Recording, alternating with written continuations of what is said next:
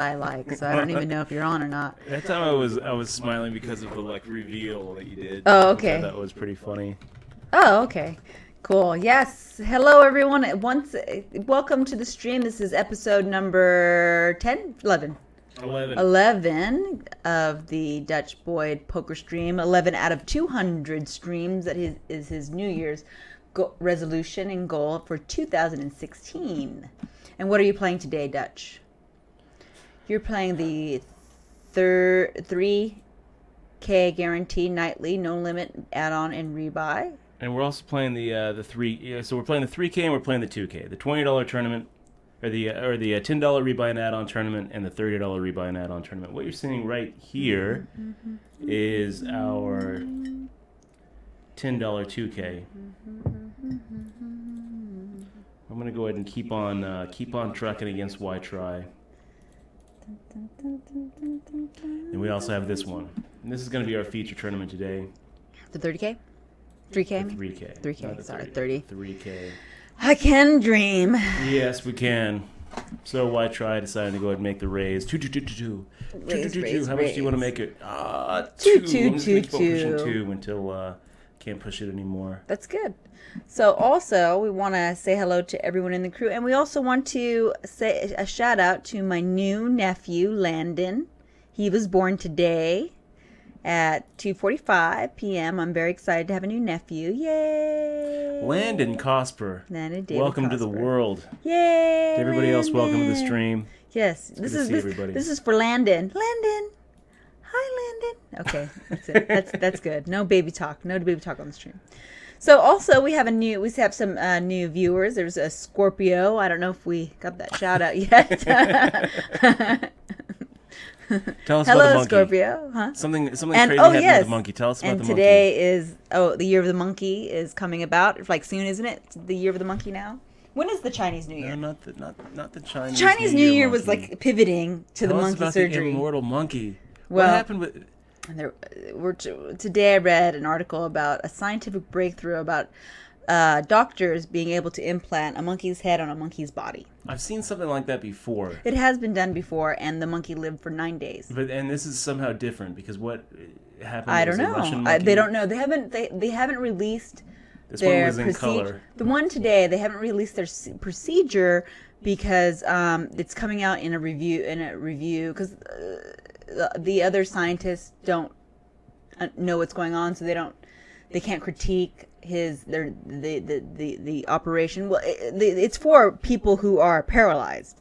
They want to be able to put your head on a new body. Do you have and a they said they were headline or something successful. that you can read?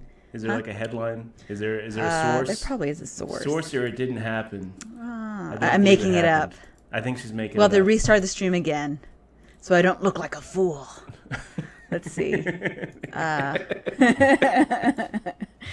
So they gave this How do I monkey, do my internet? Oh, there it is. They transplanted a monkey's head on another monkey's body. It's probably fake. No, and it's then, probably. they decided I probably to got punked. kill the monkey for ethical reasons. Yes, monkey head transplant 2 days ago. Head transplant carried out on monkey claims Maverick surgeon. So it's like it's a claim. They have Maverick surgeon. Yes, huh? he's a maverick. Let me tell you something. If you guys ever need a medical procedure done, don't go to a maverick surgeon. That sounds like a bad idea. Imagine how upset you would be if you're that monkey. Right before the surgery is happening, you're like, I hope it's successful. It's very Gosh, disturbing. I hope it's successful. If you guys want to watch it, And if then you it's guys want to see it, you guys can. But it's kind of, I just remembered it because we were talking about Chinese New Year, and it's the year of the monkey. Seems so unfair. You give a monkey a whole new chance at life, and then just take it away. I think it's Chinese New Year to this. Oh man, I hope that this surgery is successful. Yeah, but you guys can Google it. It's kind of disturbing, but what should we do with the monkey? Well, I mean, I don't want to take a monkey home. Do you want to take a monkey home? But it is. Let's just get rid of it for ethical reasons. This year is the year of the monkey. Not fair. And the lucky numbers of this year are 4 and 9. 4 and 9. The lucky days are the 14th to 28th of any Chinese lunar calendar. The lucky colors are white, blue, and gold. The lucky flowers are chrysanthemums and crepe myrtles. Lucky direction is north, northwest, and west. Lucky months are the Chinese lunar months of the 8th and the 12th. 12, whatever that is. So is today a lucky day? Should I be playing When does the year of the monkey start? I don't even know when. I don't think the Chinese New Year is happening yet. We have something. I don't know. Kind of brewing over here in the. What's going on with our 2K here? Let's see when Chinese New Year is. Monday, February 8th. So it's okay, so Chinese New Year's, guys, is happening on the 8th of February. So have your lucky pennies, guys. And Dutch looks like he's in an intense hand there. I am in an intense hand. Zap is shocked, making the raise. And I'm over here with ace 9 of diamonds, decided to make a little 3-bet. I wish it was ace 5 now of what diamonds. Do we do? Well, I think that we go the same amount. I don't even remember what the same amount was. We have a both of a little echo a little bit, so we have to probably turn down the mics a little bit if you can, just a touch. Congratulations to Landon, everybody. Yes, Landon.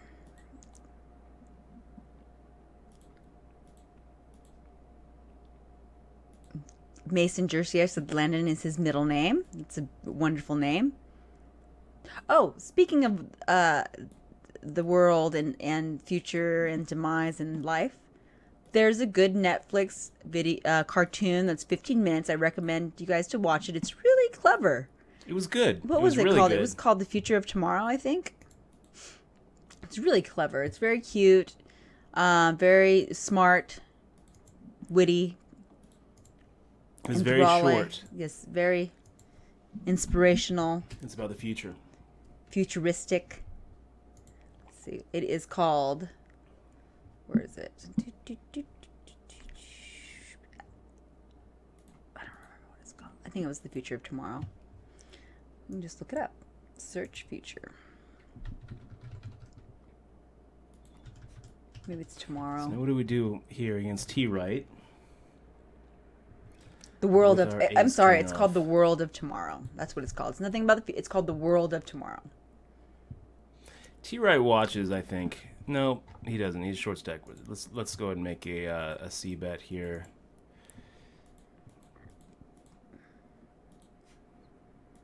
I kind of feel like maybe. I don't know. It's tough, you guys. This is a tough one. 8-4-4. I mean, T Right could have a pocket pair. Even if he doesn't, he could check raise representing one. And if we do get check raise, I think that I'm probably going to go the whole way with it. So we don't have to worry about it.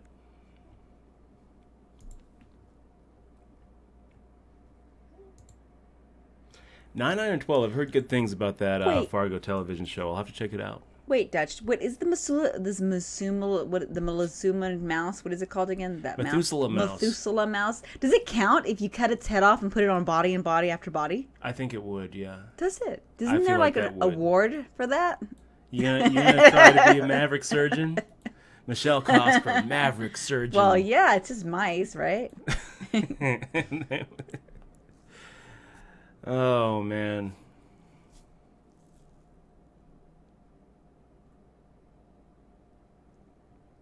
Yes, I agree. Yeah. Poor monkey. Yeah, Stephen Rushing. I think that you're thinking about a different monkey. Yeah, he's thinking about the 9. You're thinking about the 9-day monkey. This was a monkey that they said was a completely successful transfer. No, but it's claiming 100% successful, no, but they put it down for ethical reasons, so we couldn't check the work. And it's graphic, so this is not safe for life. It's not safe for life. So yeah, I'll put a little "not safe for life" tag on it, and then I'll put post. You have a link. You're gonna link something that's not safe for life. Well, no, it's I don't graphic. know if that's such a good idea. Graphic content. Please be advised. Man. I'm looking forward to that Deadpool movie. I think it's going to be good. And yes, it will live up to the trailer. What? Okay. Was there a Deadpool trailer that I didn't see? Yeah. Was it just come out? Where did I see that? I must have saw it on like a YouTube or something. I saw one of them. They've had some clever ones. Ryan Reynolds. Yeah, I think it's I like Ryan Reynolds. He's grown on me. He's all right. He's all right. He's all right. He's all right. Dun, dun, dun, dun, dun, dun, dun.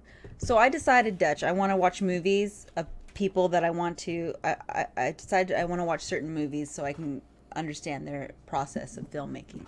Like the one horror guy I like. I should watch his movies. So colorful. The one about the Crimson Tide or Crimson. Guillermo? Yeah, I should watch his movies. Guillermo del Toro? Oh, don't Toro? touch the mic, says Saffron Real. Okay. All right. Don't touch the mic. We're fine. Shit. Too late. Touched. I'm a dragon, says 9 Iron. Really? Can you be a dragon? I think so. I think there's a Year of the Dragon, yeah. I'm sure of it. Oh, that's the best year. I'm a fucking goat. Or I'm like the sheep. I'm the Year of the Goat. I think I'm the year of the... Yeah, I'm like right at the cusp of I thought that you and I were the same year, aren't we? I'm like right there. Like right before it. Yeah, but you know what, guys? I only look at these when I'm at Chinese restaurants. So, I mean, you know, those are really cool things that they have at the Chinese restaurants. I always used to love looking at them. And they were always, depending on which Chinese restaurant I went to, depended on which astrological thingabop. But I believe I'm not an actual. You read it on the like the back of the paper menus. Oh, in the front. Yeah, it'd be on the front of the paper menus when you're sitting there waiting for your food, waiting for your wonton. Learn a little something. So I thought me and my brother were monkeys, and I'm like, we're monkeys, we're cool. And then I find out later that the years are just right there, and I think I'm sheep. I'm a freaking sheep, which is cute. They make it look cute in this particular website. Yeah, sheep ends at January. Let's see, January. Where's the sheep? Yeah, January 28th, 1979 to February 15th, 1980. Wait. Shit, you might be a sheep. Wait, when's your birthday? What year are you born? 80? I don't even remember what year you're born. Oh, no, you're... 1980. 1980, baby. Your brother is not a sheep, and you're not a sheep. No, monkey. You got neither one of you are monkeys. We're sheep, both of us? I'm looking. Let me see. Chinese zodiac, 1980. Hold on, I found my brother. We don't even know all these years. Been lied to. We thought we were cute little monkeys. Started February 16th, so you and I are the same. So you're sheep? That is why our government is the way that it is, guys. We have a bunch of sheep being born. Okay, let's go ahead and make a raise here against Zappa's Shock. Let's see. No, my brother's the monkey. It says he's the monkey. Yeah? Yeah. You might be not. No, your brother was born in this one says that 1980. Oh yeah, he was in 81, wasn't he? He's an 80. Or he was in 80. Okay. You're a sheep too. Wow, what a run out. Or you're a monkey. You're a monkey. What a run out here. 8-7 run out. I am a sheep. It says right here. Here, I'll give you the little link so you can check yourself. There's a little calculator. You can put the date in and everything, and it'll tell you what the heck we're supposed to believe. Okay. Chinese zodiac. So I, for years and years and years, I believed in the horoscopes and whatnot, and I used to think that I was a cute little monkey that was a trickster. But no, I'm not. There, I whispered it to you. Badminton subscribed for 4 months in a row. Hey, Badminton. I feel like you've been here with us longer, but... Do I have any mittens? No, I don't have It's any both mittens. of us. You're the sheep, you're the goat, you're the ram. So a year the sheep and a year the goat is the same. No. You are a monkey. No. Where are you getting your information? You need to put it on the calculator. There's a little calculator there on the right. See the little calculator? Put your birthday in there. December 24th, 1980. Wait a minute. Monkey. You're right. I don't think their calculator. It's a calculator. I don't think their calculator would be wrong. Monkey. Trying to be a trickster, you. You're the monkey.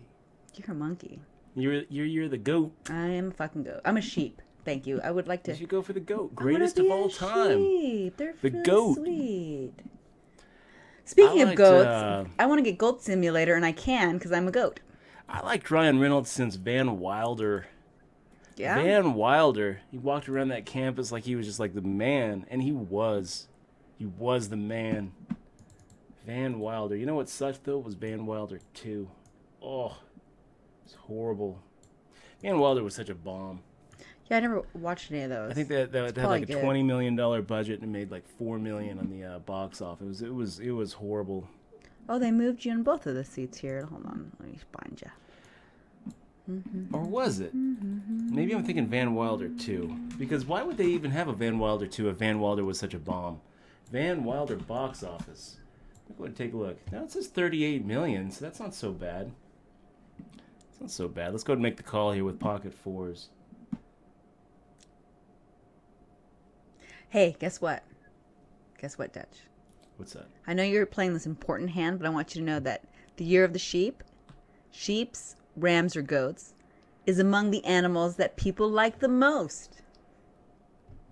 Okay, what do you have here for us? I think it was the sequel, Van Wilder Do. Do?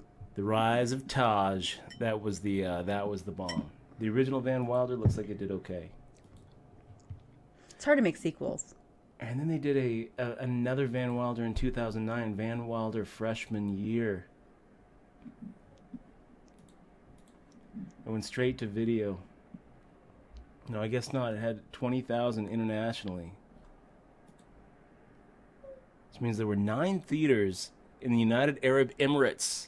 You guys got to see this. This is the numbers. Looks like there were 9 theaters in the United Arab Emirates that actually played Van Wilder 3 when it opened, and I guess it didn't do well. You know what that tells me? It tells me that the investors must have been from the United Arab Emirates. They must have found some guys, like some sheik or something, with a bunch of like oil money to throw money at this Hollywood, at this Hollywood gamble. And that guy must have loved the original Van Wilder. He must have loved Ryan Reynolds. I bet that guy is probably like really looking forward to this Deadpool movie. And there it is. So they had 9 opening weekend theaters. Wow. In the United Arab Emirates, and then it went straight to video. Van Wilder Freshman Year. If any of you guys have seen that movie, please let us know how it is. Let us know if it sounds as good as it, like, if it's as good as it sounds, because yeah, that sounds like a winner. Not really. No, Why are you it sounds crying, pretty June? bad. What's up, June? Do you need peanut butter? Why is June crying? I don't know. Come on, what's wrong? Okay, Oh, 19 June is off suit, flying. the 2K. We're back to our feature tournament, which is the 3K guaranteed nightly. This is the one that matters. Bony Fish saying S-Pro will probably join the stream in a minute or two. You know, you're not really saving that much time. Not saving that much time abbreviating the SEA.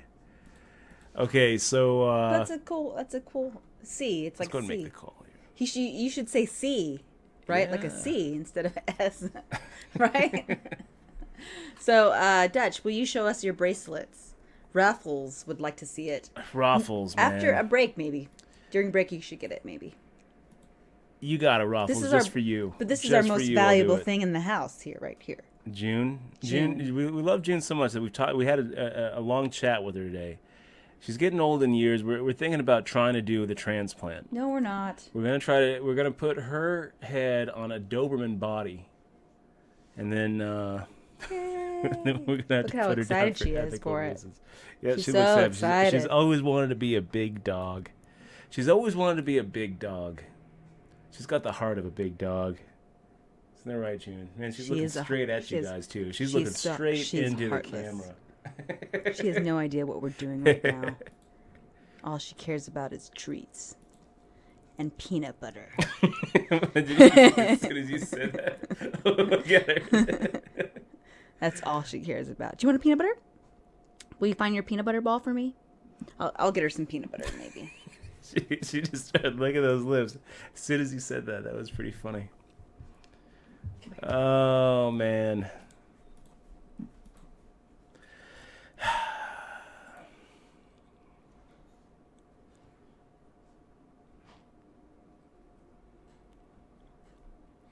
Cloud Orchestra saying, I final tabled the same $2 rebuy tournament on Party Poker 3 nights in a row.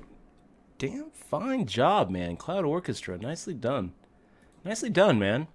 Went for a 4-peat, but I busted 20th. That's pretty damn good, man. That is sick. Raffles is right. That is sick, Cloud. You are the man. Cloud Orchestra. Badminton, talking about Goat Simulator. Makes me nauseous playing it. Oh, I want to get that. Michelle wants Goat Simulator. But I think I would only play Goat Simulator for like a few hours. Speaking of playing simulators, we got Rust. Have you guys played Rust? I won't play it. I just keep on looking at the Oh, yeah, servers. by the way, about the 8-7, what called me? Queen Jack. Oh, shit. What happened? Did I miss a hand? Oh.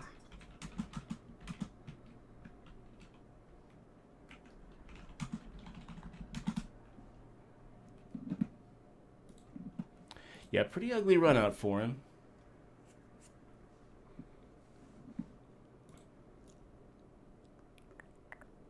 I haven't played Half-Life 2 yet.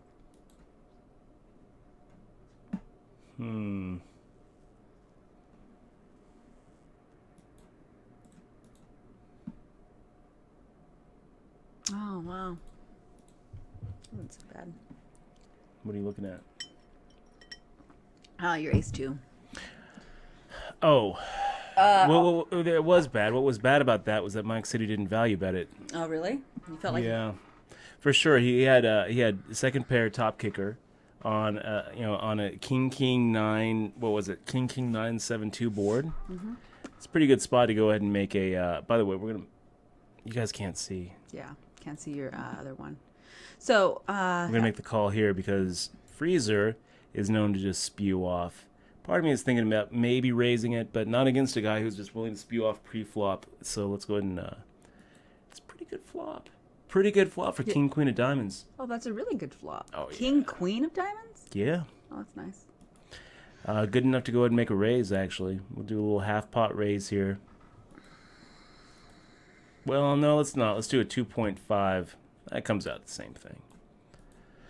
There we go. And if Freezer decides to make the shove, I'm going to make the call. We're looking at 12 outs twice, so it's a coin flip.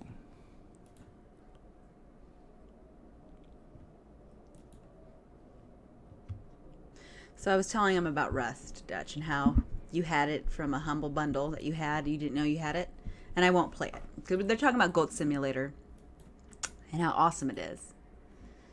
And I'm gonna have Dutch play the Rust first, just to get killed first, because I have a phobia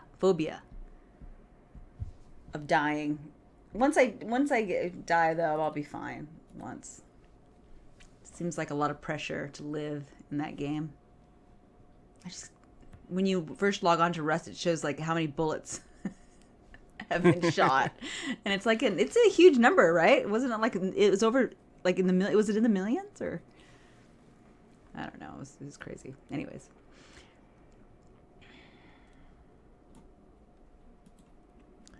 Yeah, my mom loves Ryan Reynolds.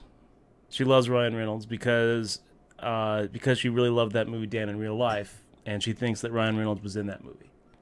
He wasn't, though. That was Dane Cook in that movie. She thinks they're the same person. I love Dane Cook. He's funny. Except she's heard Dane Cook and like his stand-up, and she doesn't like him because he's vulgar. But she loves Ryan Reynolds because of Dan in Real Life. They look a little alike. They do. Do the transplant, they say. They want us to transplant June's head onto a Doberman Pinscher. Ugh, gosh. She'd be really, really annoying. She's happy now with her peanut butter ball. We'll go to the Maverick Surgeon. Maverick Surgeon. I thought his name was Maverick. See, that would be better, right? Oh. You're a real Maverick Surgeon. The Rogue Surgeon. Or why don't they just call him the Mad Scientist? Mad Scientist attaches to monkey head. and then puts it down for pleasure. Then laughs and cackles in the wind. Okay, let's go make the call here with the Ace 5. And we'll get back to our feature tournament because that's where I'm making the call. Ace 5 offsuit. Sergeant Pepper made the raise. Kid, poker, PL decided to make the call. I decided to go and make a call as well with Ace 5, getting like 5-1.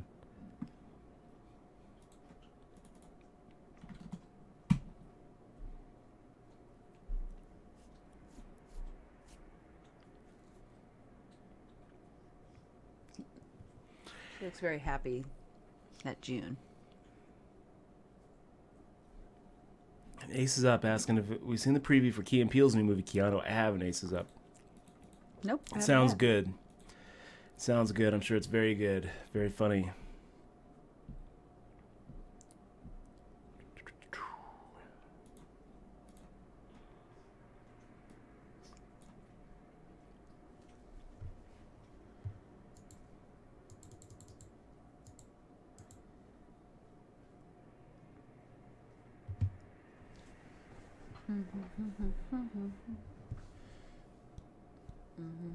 How many steps you got? I'm almost at 10,000. Not a lot. It's really hard to maintain 10,000 steps a day. Well, it is if you're not out walking. Well, that's like the average. The average. That's what the Surgeon General recommends, or something, or the step people of America. And what Nike. are you at? I'm at 6,200. 88. 88. That's pretty good. I can probably stand there. Bonefish. Tell us about the new gig. He has a new gig that occupies late nights into the a.m. Oh, it sounds like a fun job. What kind of job? Might not be able to watch the stream as much. Bonyfish, I hope that we'll still see you. I hope that we'll still see you on the weekends. It's like we're sharing you with our real dad. It's all right. See you weekends and every other Wednesday. Just be nice to our dad. But I'll tell you, Bonyfish, you can always catch the stream too on the YouTube channel, or in the since you have the sub badge. If you keep the sub badge on, you can catch it. And you'll always be in Twitch, our thoughts. see the past broadcasts. I'm gonna miss Bonyfish. He's not even gone yet. He's here. I think he's been here every single stream, just about, if not all of them. I feel like he's definitely a staple in our stream. You have to quit your job. No, just kidding. Done, just kidding. Don't quit your job, Bonyfish. But what is it though? I'm curious to know if you want to share with the stream. That is, you don't have to. If it's private, you don't have to. You don't have to share the gig, but if you want to, yes. I'm curious. Yeah. If you don't want to share with the stream, just whisper X1. Yeah, whisper me, and then I'll tell it to the world. No, you don't have to tell. Gosh,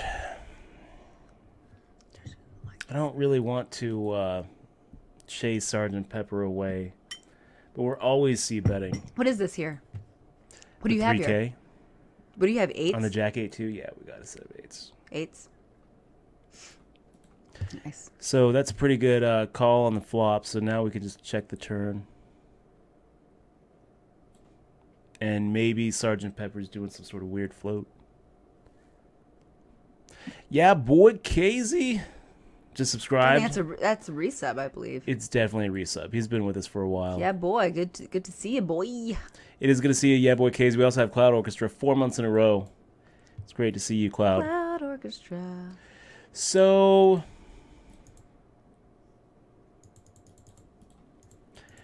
let's dig for gold here against Sergeant Pepper. We'll make it a little bit more than we normally would.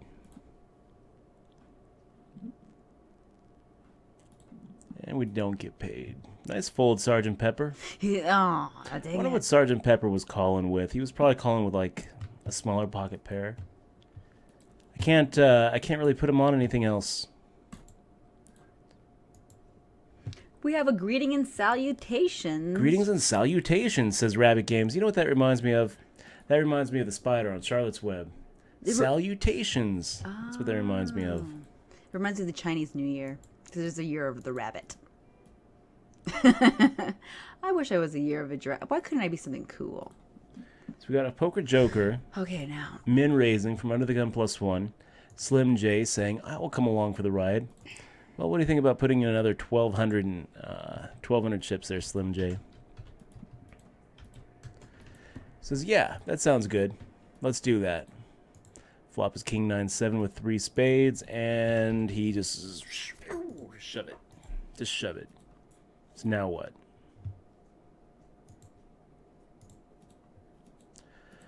Well, we probably have 12 outs twice. So, yeah, let's just go ahead and get it in there.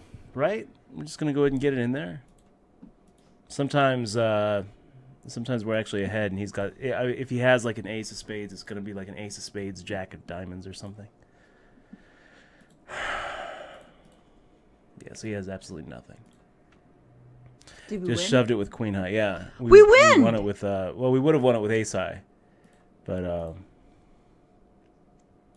a questionable shove. Well, he's he's trying to. We were in better shape than I thought that we were going to be. I thought that he was probably going to look. Well, I don't know. It was kind of a polarizing bet. It's a good call. Anyway, I'm not going to complain. You should highlight that. Oh yeah, was it good enough for a highlight? Well, we need highlights. Is it good enough for a highlight? Calling a guy with ace high with a queen flush draw being ahead. No. It's a little bit results oriented there. Hey, that's all I am.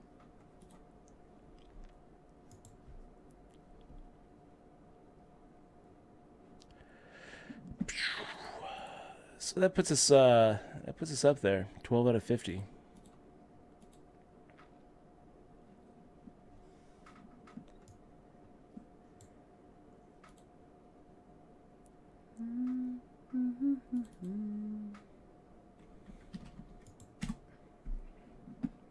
And then this is happening. Y.com is a calling station.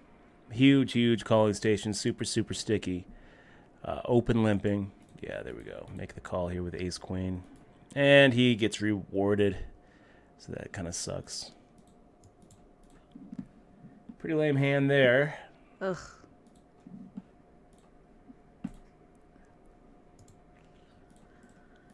Let's see. I'm looking for... And Maverick PP, good to see you in the stream, man.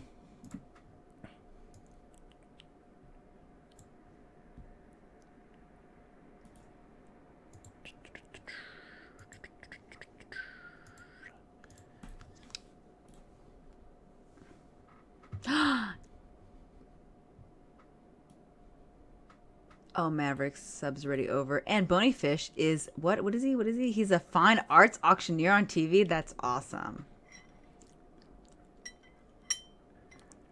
Is that true? That's what he said he is. I believe it. You know what? I have some fine art. We should see what... But I don't understand. Why... Wait, does that mean he's an appraiser? Why is that like a late-night gig? Why do you think... I don't know. It goes on to the AM. So he probably auctioneers. Wait. Maybe that's like code for something. It's really interesting. I think that's gig. really cool.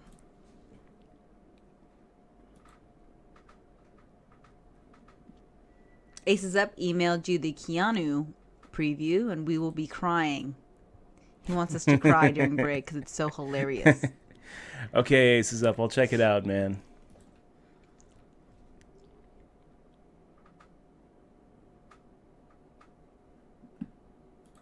Oh, he gets home at 5 a.m. No, I can see that. That's what he does. He's an auctioneer. I didn't know they go that late. Maybe they have like shifts. Oh, he was away in Texas. Now he's back home. Welcome home. Back home. Yeah, boys, Kaz. Your boy Kaz.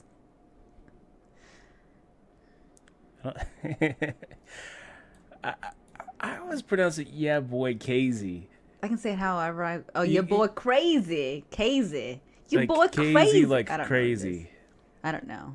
I don't speak. Like KZ.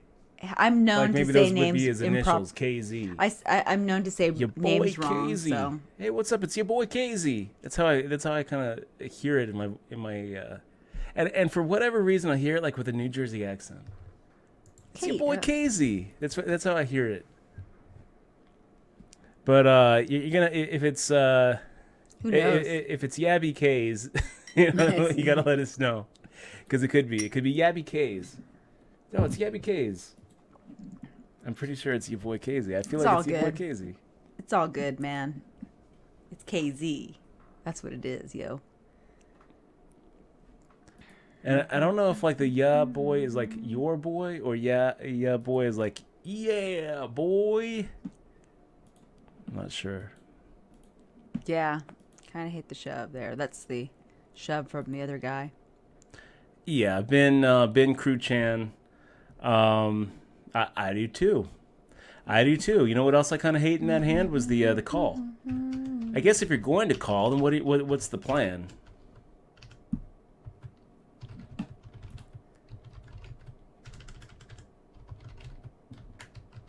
Okay, guys, we're on break. I think that we're gonna get this. What's the Twitch support number? Is it Twitch at Twitch support or support at twitch.tv? I suppose. Let me look it up. Yeah, hey Maverick, I don't have any control over it. It's like I can't even comp subs. It's all gonna be. It's a separate entity. So. It's gonna be Twitch. Twitch.tv is going to be able to help you. Let me see if I can find that. And I can't. I feel powerless. I feel like I've got handcuffs on. When you ask stuff like, "Hey, can you check why my sub isn't working?" I don't know. Oh, he subbed and then it's not working. Maybe you need to He had a sub badge and now he doesn't anymore. And he doesn't know why. And I don't know why either, Maverick. I don't know why either. Here we go. go. No one wants to respond. No one wants to respond. Here's the thing. It's Maverick, if you need help with a purchase such as a channel. No one can help I got it. Okay. Exmoa is going to help. But she's talking. All she's gonna do is send you to someone to ask.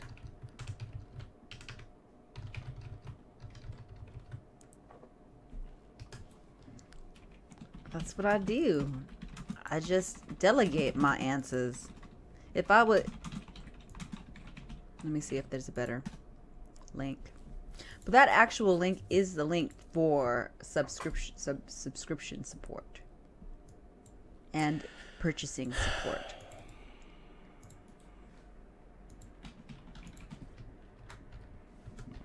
Okay, guys, we'll be right back.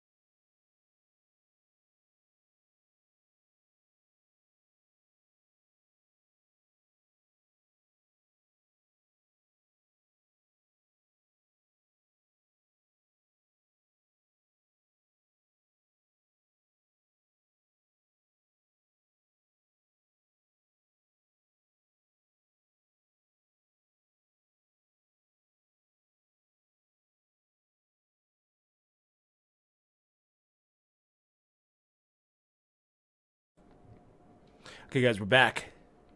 We're back, actually. I still have another minute, so I'm going to get a little coffee, but Michelle's going to keep you company. Sup? So, guys, what's up? Hi, Krusty. How you doing? Yeah, I was just looking at my... Hey, you're timing out here. You could have a good hand. Oh, my God. Dutch, you're in the other one, though. Oh, my God. I should run over there and shove. But I won't. So, yes, problem solving usually comes down to not having the answers, but knowing where to find it. Yeah, that's right. All good. Just sad, Maverick. Oh, don't be so sad. You just have to email the Twitch people, and if you already paid for it, it'll come back up. Let's see. Cloud Orchard, do you 3 times early in the tournament? I think I've been doing it like 2.5. 3 times early in the tournament. I think the consensus is like you can do it 3 times the big blind, I think, early in the tournament, and as when the tournament gets deeper, you might want to adjust it, right? You're talking about BRB. Well, I'm talking about is that what they're talking about? Do you really 3x in a tournament, or Cloud Orchestra says, and you can early in the tournament, right? And then taper down when you get to the ante-stage. What you have to understand is that your motivations for raising early on in a tournament are different than later on.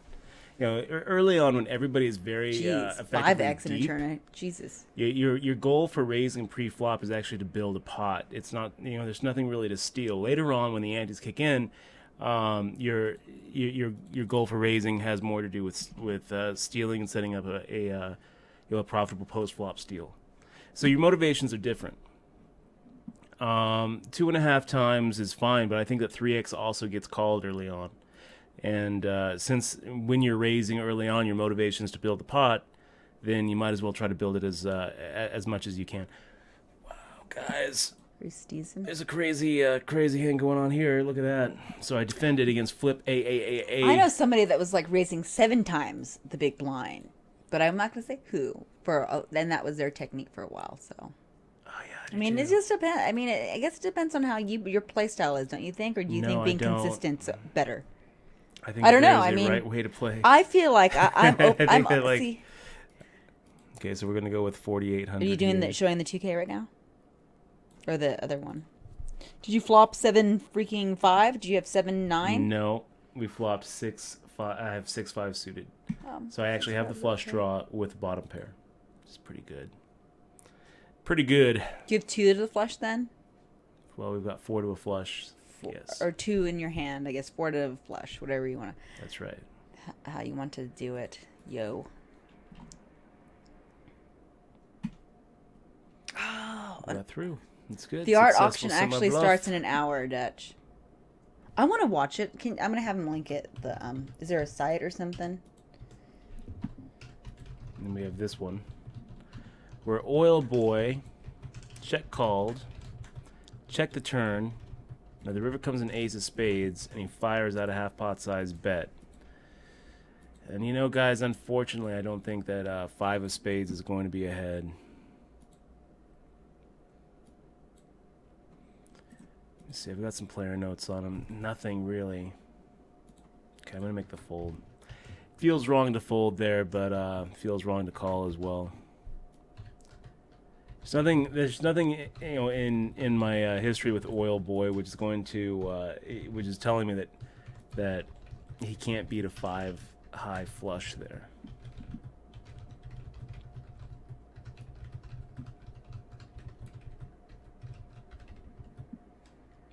Ferrari Doctor asking a good question. There's a little bit of a news item today.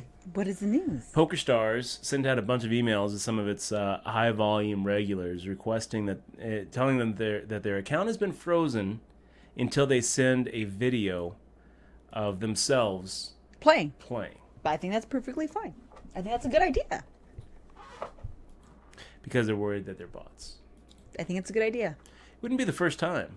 It actually is not the first time that they've pulled something like that. Yeah, and the people that won't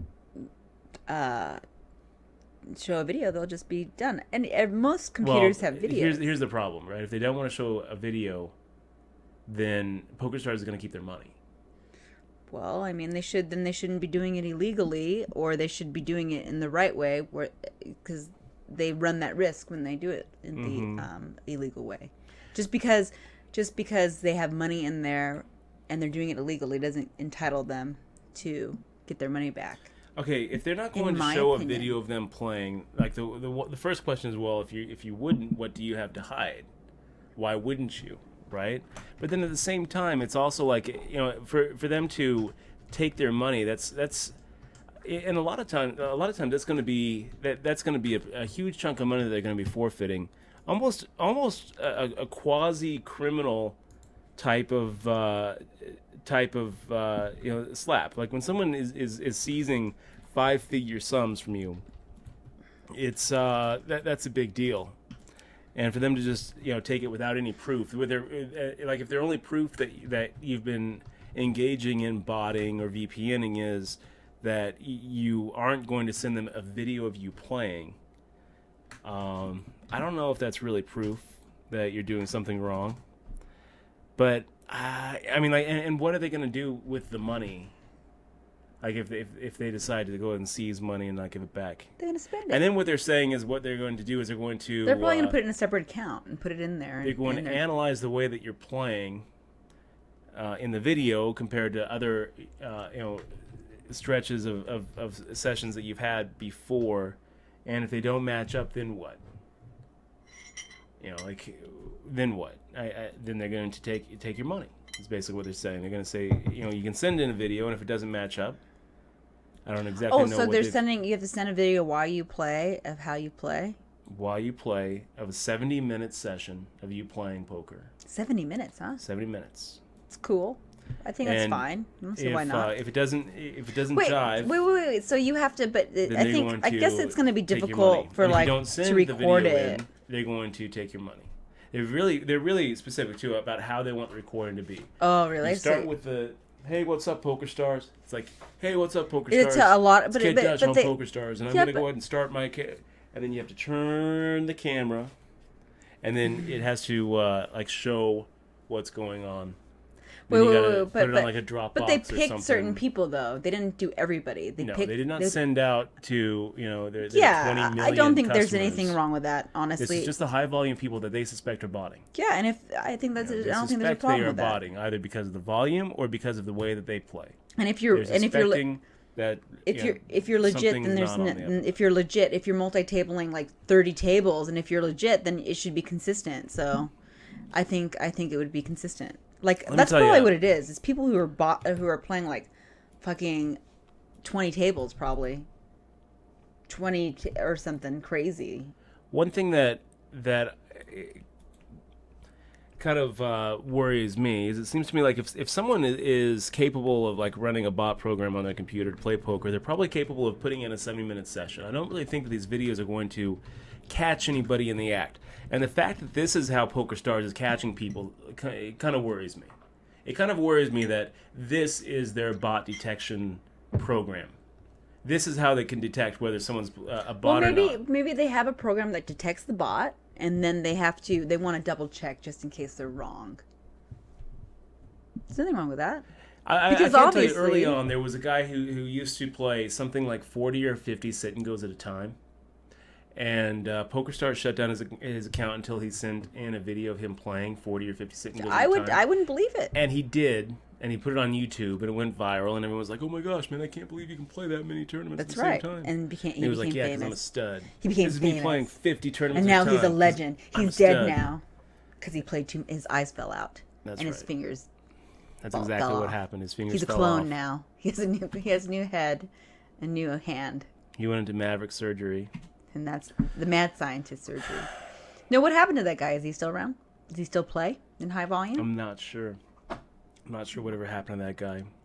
It just seems to me like if that's their bot a lot. detection... 70 minutes is a little bit too much, though, a lot. It's like if that's how they're going to detect whether you're a bot or not... a little bit much. Then what they're saying is we don't have a way to detect.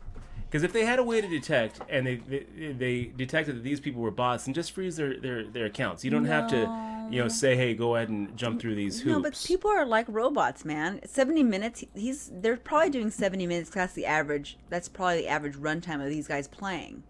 That number didn't come out of the air. So, I don't know where it came from. Exactly. So if you're multi-tabling 20 tables, and it can be done possibly, you just told me a guy did it 40. You know, if a guy's doing it at 70 tables, then show me that you could do that. If that's something you do anyway, why would it be, you know, uncalled? We don't really know the background. Poker Pete, I agree with Poker Pete. He says, how hard is it to get your buddies to make a video? Seems like it wouldn't be very good proof anyway. I agree. I don't think it's proof of anything. So all it's saying is PokerStars doesn't have a good way to detect bots. That's basically what that story is saying to me. Reading between the lines, it says to me, we don't have a good way to detect bots. Well, they don't have a sure 100% way to prove bots. Yeah. Like 100%, that's a bot. Just like they don't have a good way to prove whether someone's VPNing or not. That's right. They're willing to seize Jake Schindler's $250,000 account based on suspicion.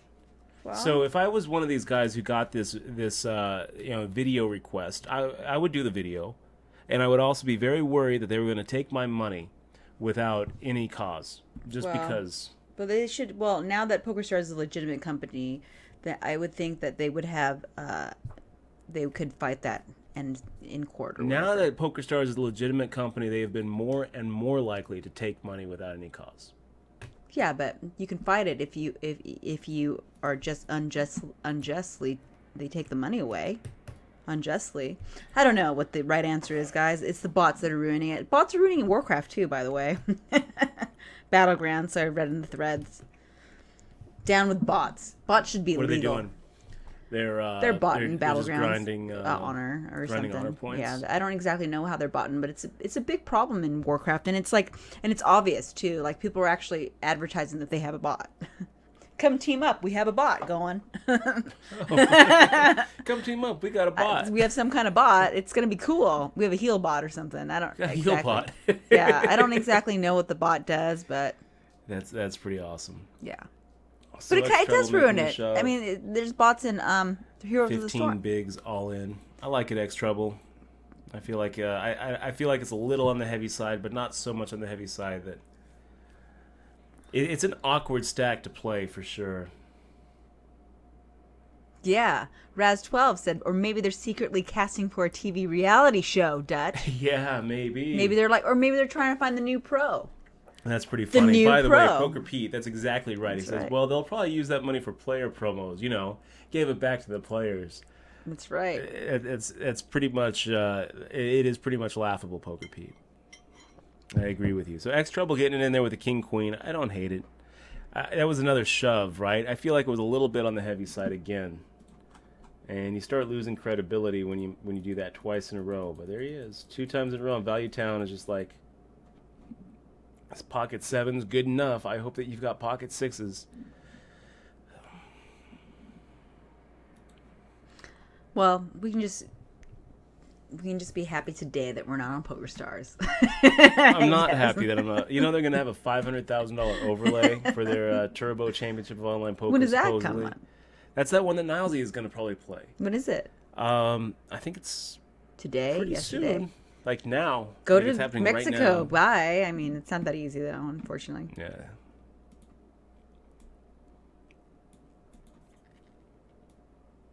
I'm going to play some scoops and W coops, though. It's going to happen. 408. Chai Tack. Ferrari Doctor, that was 2 months in a row. That was who it was, right? Who was that? Havad Khan. Havad Khan. That is who it was. Havad. Is he still playing? He's like, 'cause I'm good, son. That's what it was. He was like, and how can I do this? How can I do 24 tables at the same time? That is really hard, though. 'Cause I'm good, son. I remember that. It was Havad Khan. He has his own wiki, too. Rain His Khan. birthday's coming up, guys. January 25th. Havad Khan? Yes, and he's 5 years younger than me. Gosh. What's he up to these days? Havad is What's he up a to? professional poker. Best. Is this the right guy? Yeah, Havad Final Khan. table, Final the table. 2007? Yep, that is the one. He has. Let's see. 1 final table, 7 in the money finishes. Because that's a guy I haven't seen on the trail Highest for a long in the time. money, I wonder what 6. he's up to. He is. Let's see if he has a. He doesn't have anything. He's not doing. I don't see anything recent. Whatever happened shit, to Havad he used to play Khan? competitive StarCraft. Is that right? That's why he's so good, son. Whatever happened to Havad Khan. And he also plays... Here's a post from 5 years ago. Yeah. Where in the world is Havad Khan? Where is Havad? Havad Khan, where are you? 2014.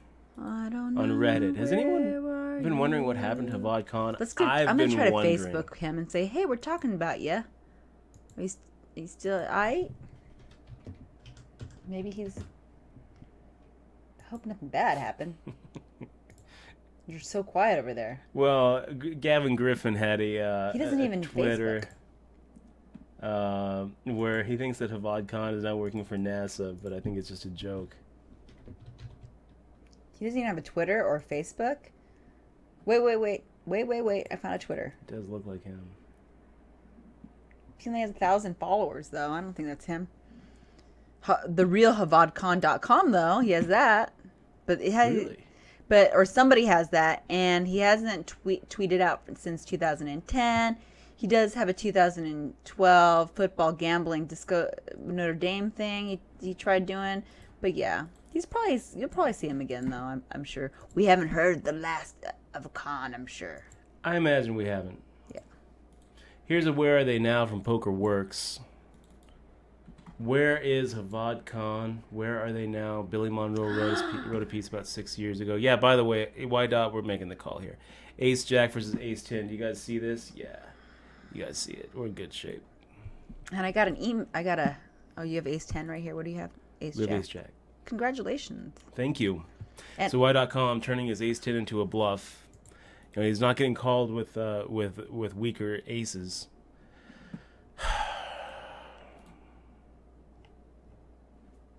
Making the fold.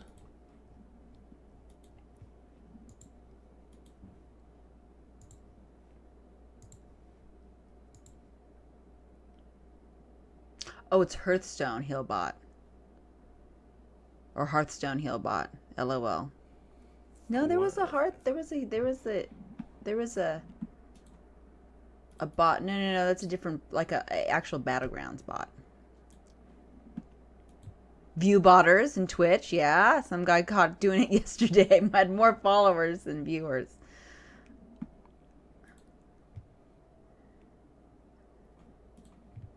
The Raz saying people used to try to take bots through instance runs for fun back in the day. It's pretty comical.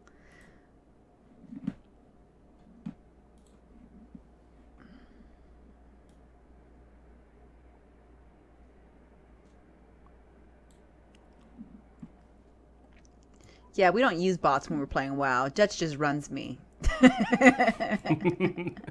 Who needs a bot? Who needs I have a bot boyfriend. When you have a boyfriend? That's pretty and funny. he grinds for me. He's my gold farmer. That's right. I would be very rich I don't need on to pay for Warcraft if it gold. wasn't for my engineer girlfriend. That's right. Dutch has a lot of money. He's like he takes the time there, and he makes the gold. He actually has Used to. Not anymore. I don't. He really had a play script. that anymore. Actually, there was a I was reading a thread. There was a warning about Not a script. It wasn't a script. Didn't you have Plug-in. a plug? Was it a plug-in? Yeah. Okay, there was the same thing. The auctioneer.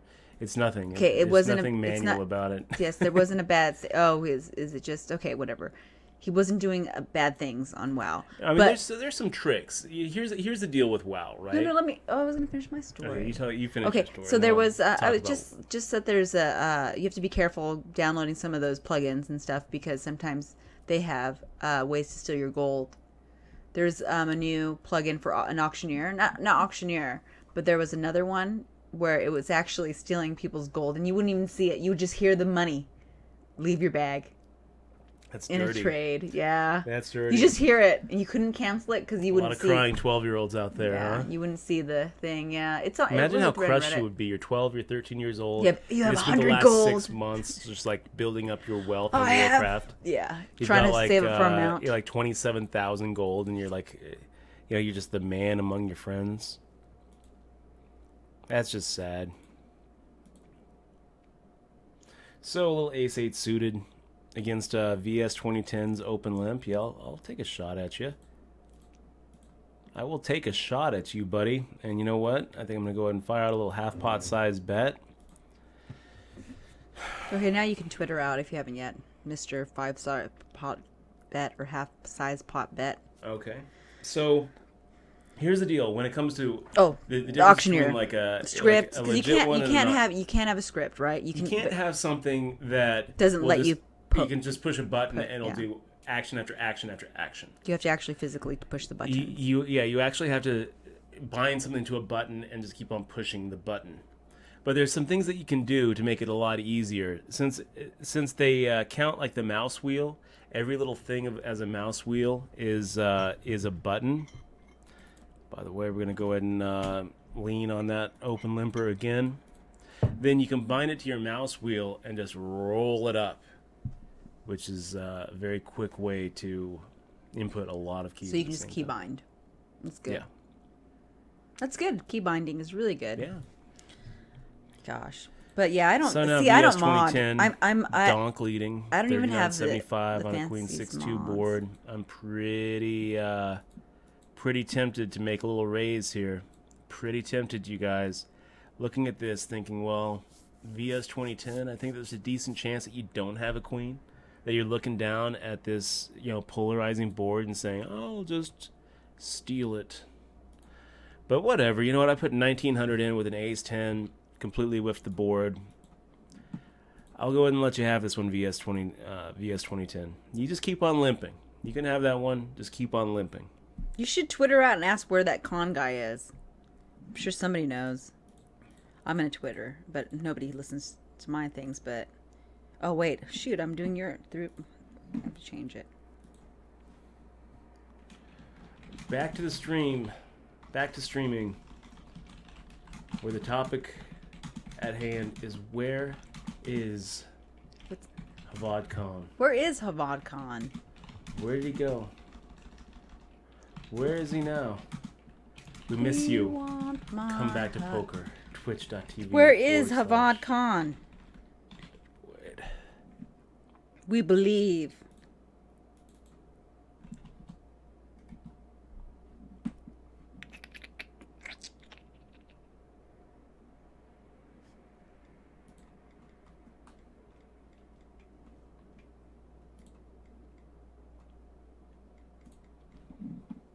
And it's going to be a call against JD Candidate. Pretty good flop for us. And he's got a few outs for a queen. Not going to hit it. Didn't mean to nit roll you there, JD Canada. Was in the middle of a tweet. So looking good in that one. Looking pretty good in the $30 too. Everything's looking good tonight, guys. Bony Fish asking, hey, can someone determine where a cell phone video was shot from? Is there metadata in a video? Bony Fish, good question. There probably is. I'm not really sure what the answer to that is. I know that there's... they're in pictures. There definitely have been, instances of people figuring out where someone shot a picture. I gotta think that I gotta think that videos would likely have the same kind of metadata as a photo. But I'm really the wrong person to ask.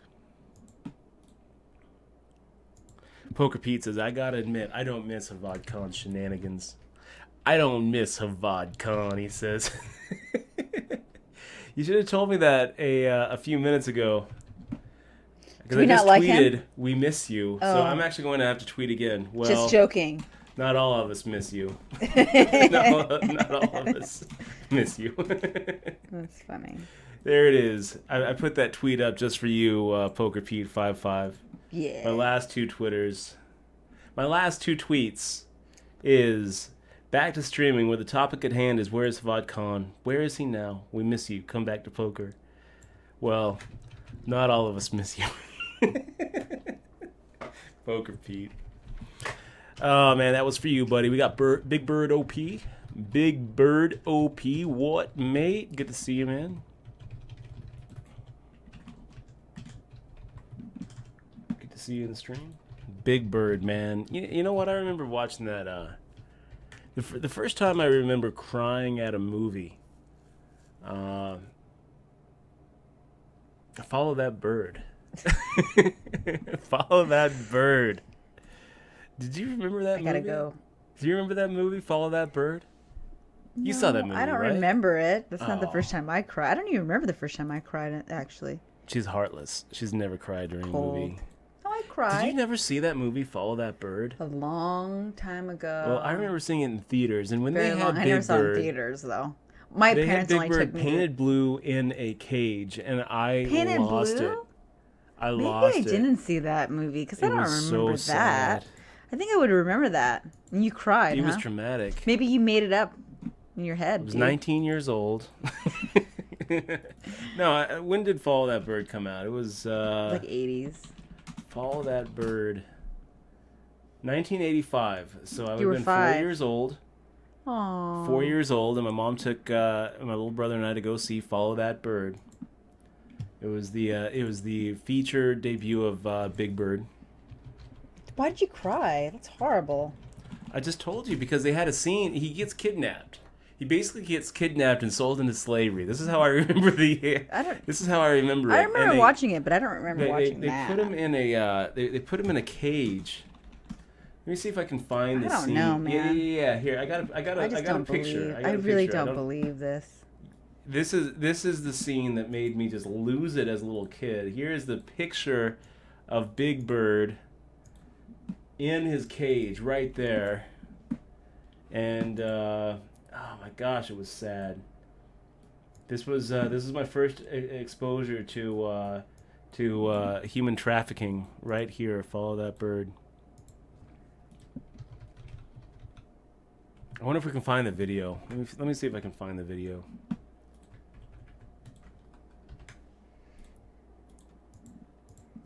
I've never seen this movie. I mean, look at this. The Bluebird of Happiness. Oh my gosh. Here's the better screen. Here's the better screenshot right there. Look how sad he is. They painted him blue when they put him in a cage. They painted him blue? Yeah. Oh my gosh. I can't see it. I have to go over there. Okay. You should come over here and look. This might have flashbacks. Oh. But it's so... Yeah, no, I never saw that. Sad. They painted him blue, huh? Yeah, they painted him blue. Aww. Put him in a cage.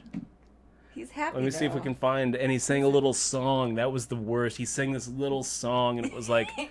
Oh, my gosh. I don't remember. I thought you know what? Maybe we should watch that. Hold on. We got a clip. Okay, this is... it's bringing back some sad memories, you guys. You have Ace, King, Queen right there. Don't worry about it. This is more important. This is we're talking about Follow That Bird. Oh my gosh! No cries. Tears. Let's get this up. You gonna play, dude? Because you have a good hand. It's just okay. Ace Queen isn't anything to write home about. I want to watch this. This is what I want to watch. I want to watch I'm So Blue.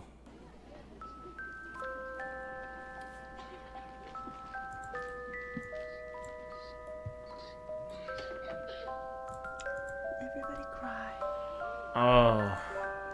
I'm a bluebird that's been dreaming of a rainbow. You better fold your aces. You better fold your aces, dude. Or your ace, whatever. To that old familiar place. Oh God, can we stop now? Now you're calling for no reason here. Now you're gonna mat off your chips here. I'm not matting off my chips. You're gonna cry off your chips. Friendly faces, a smile to greet me. Oh, look at his little pants. Oh, look at his little pants. Don't start crying, dude. You're gonna embarrass me, man. How are you? Oh my gosh. There's everybody's gone now. I'm so blue. There's only one. Yeah, I never saw this. Sorry, Dutch. I'll have to watch it. But I did watch. And that's Muppets, the girl. That's the girl Muppets who's Take the Manhattan. slaver, who's sitting there with all the money, just sitting there so happy. Back home again. that was how I felt. They showed the little black girl just. He sure looks sad. He sure does. He sure looks sad. And that's sadness, folks. S-A-D. Sad. I'll never lose my dreams. I have to. You're gonna play the whole thing, huh? The whole thing. We're gonna get muted, dude. Time it seems like I'm such a long way Having flashbacks of his 5-year-old youth. And they have the twins, the whole row of twins. Good. Slim J is going all in, and that's the perfect time for you, Slim J, to go all in, because Dutch is so sad and blue. He's not going to call you. And this guy is so sad, but he is contributing to... Look, he had Jack. What did you have there, anyways? The misery by holding the light. I don't know why they even need him holding the light. The light holds itself. He's sitting there. He's the key grip. Oh. To be So much. back home again.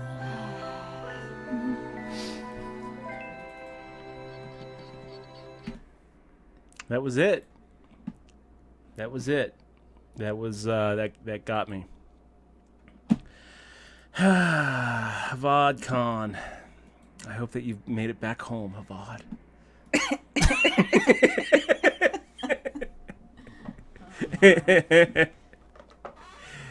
Oh. Okay, gosh. guys, I'm gonna head out now. Oh, everybody's sad and crying. I'm thinking about how Thanks, screwed up everybody. of a scene that was. Like looking back Thanks, at it, Dutch. I mean, here was Big Bird being sold into slavery. He was basically a slave bird at that point. well, that's what they all do, Dutch. That's when you have a pet bird, and you put him in a cage. That's what happens to birds. I can't believe you haven't seen that movie. For someone who loves Sesame Street. No, I watched Muppets Take Manhattan, and I watched the one where Muppets Take Manhattan is the one I watched a lot of.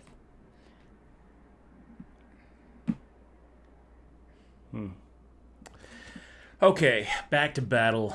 You know what, guys? I'm gonna take the sadness out on you, Slim J. You're gonna be sorry you raised. This is for Big Bird.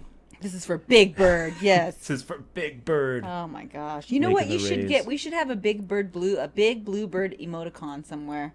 That's what you should get. The bluebird of happiness. Is that the bluebird? Slim J, what do you think? An Ace 8-3? The stream got really dark and real. I know, right? Jeez.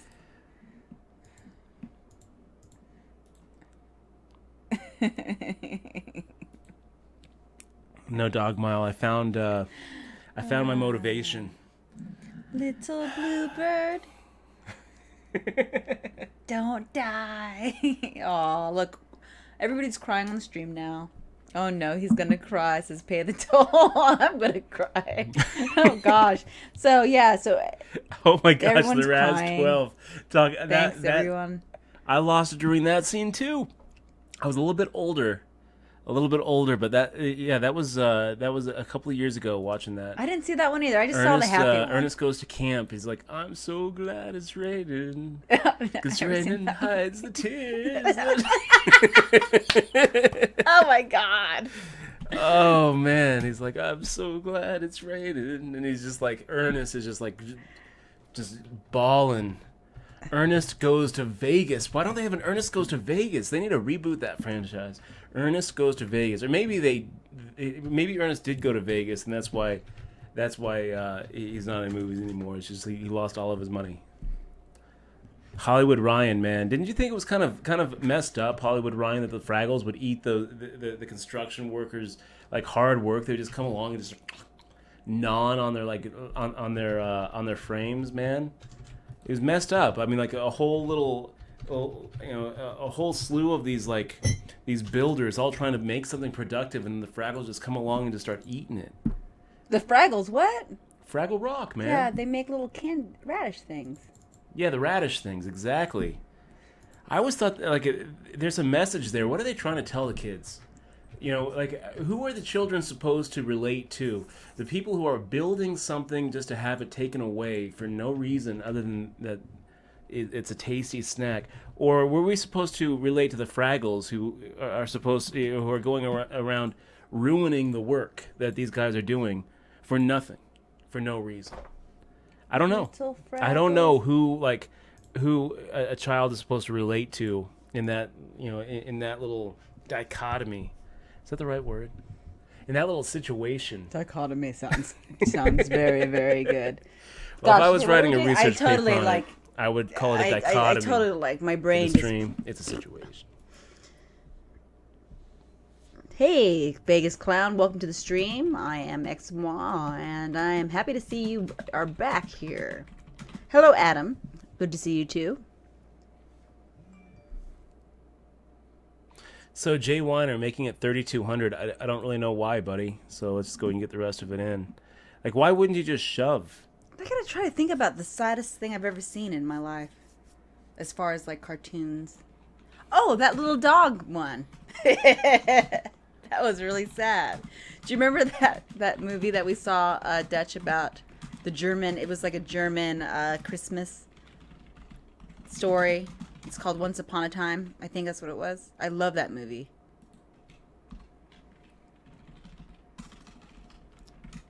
Yeah, look, Vice Chick's depressed now, and she's got to get some wine. Sorry. I know, right? Hey, Flatty, good to see you. Dutch is depressing everyone. Yeah, sorry, Vice Chick. Yes. So do you remember that movie? I was like, oh, that's a movie that I've seen in my youth, and we haven't found it. We had to find it. We had to buy it on Amazon because we couldn't find it anywhere else. And then we watched it, and I didn't remember. I blocked it out of my memory what happened to the little dog. Yes. The little dog turned into a flower. I forgot. But yeah, that was sad. I remember it was so sad. And I was like, oh shit. You know what we need to do? We need to get... Now I remember that sadness. You're good at Photoshop. Nah. What I would like you to do is I would like you, if you could... A clip of the sadness? No, I want you to get this picture of Havad Khan. Make him a bird? Make him blue behind a cage. If you can make him blue behind a cage, and then we will have our answer of what happened to Havad Khan. No. Can you do that? You probably couldn't do that, right? It's probably above... Free June, says Poker Pete. Exactly. Free June. Yeah, I could probably do it, but it's kind of like a waste because we're probably never going to talk about Havad Khan again. Yeah, that's true. It's a waste of time. It's a waste Look, of time. oh, that's good. Look at these crying little pictures. Tao cry. I like that. Oh my gosh, that's great. Is that from Towley? Is that what was that though? Is that I don't know who it is. That's a great emoticon, egg reel.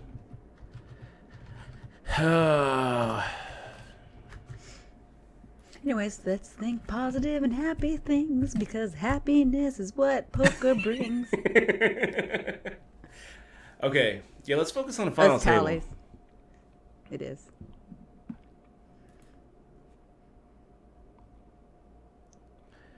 And I'm going to switch back to our feature tournament, which is... No, we're on our feature tournament. Oh, no. But I do want to show you guys this. Made the raise with Queen 3 offsuit, because why not? And pretty good flop for Queen 3. What's wrong? What's wrong? What happened? Ernest is dead. Sorry, guys. If you guys are in our stream and you're hearing it for the first time, I don't know. I have to confirm it. I have to Google it. Yo. Oh, that's why they're not doing an Ernest Goes to Vegas. Ernest goes to... Let's see. Were they going to? When did he pass away? When did he pass? Today? No. Jim Varney. Is that his real name? That's what Ferrari Doctor says. And Ferrari Doctor would know. Is he? Oh, really? Yeah. Look at you. Aww. It's too bad. It's too bad. Too bad, Ernest. I do remember that. Ernest Scared Stupid. I remember that one. He was funny. So, that reminds me of that. I don't know if we got shut down out the last time about that movie. Tomorrow's, what was it? That future movie? Tomorrow? I was hoping that you would be able to find out what it was. I did find out what it was earlier, but I was hoping that you would remember. No. I thought it was like The World of Tomorrow or something. The World of Tomorrow, yeah. Is that what it was called? Yeah, The World of Tomorrow, or Tomorrow... Yeah, something... I'll find it again. Do you want me to find it again? Yeah, if you could. And this was a good movie. There's a really good movie that we saw on Netflix, you guys. If you guys got a Netflix subscription, check it out. It's so good. It's called World of Tomorrow, maybe. World of Tomorrow. It's 15 minutes long, and it was great. It was great. I think it's World of Tomorrow. Can't find it. That's pretty cool. World Ferrari of Doctor Tomorrow. actually knew Jim Varney. Oh, really? That's pretty cool. Aww.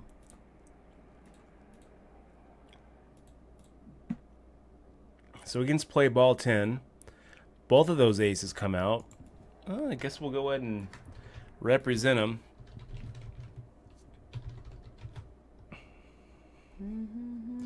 And the poop 34 says, what does the note on Vegas players say?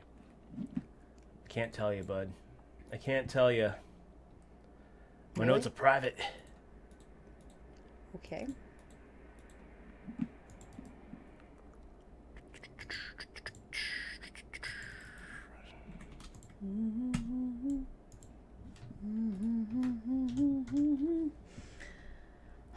Oh man, the Raz 12. Talking about those Don Bluth films. We were talking about An American Tale just the other day. That is a good movie. Really good movie. I Great movie.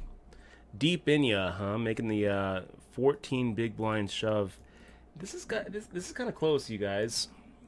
It's kind of close. I'm gonna make the fold, but Oh snap! He's died a long time ago. Aw, sorry about that. I was looking.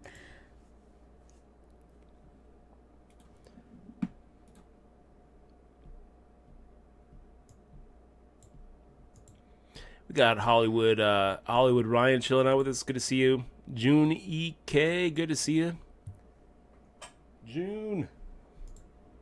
Junique.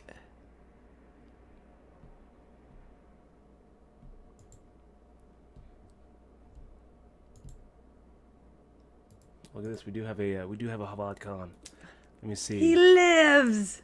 Here's a Card King article He lives. Everybody. from 2012. We already have the same one, dude. We already read that one. Nope, That's not the same one. it's not. And it says nothing about it. It's all good. So supposedly he went into sports handicapping.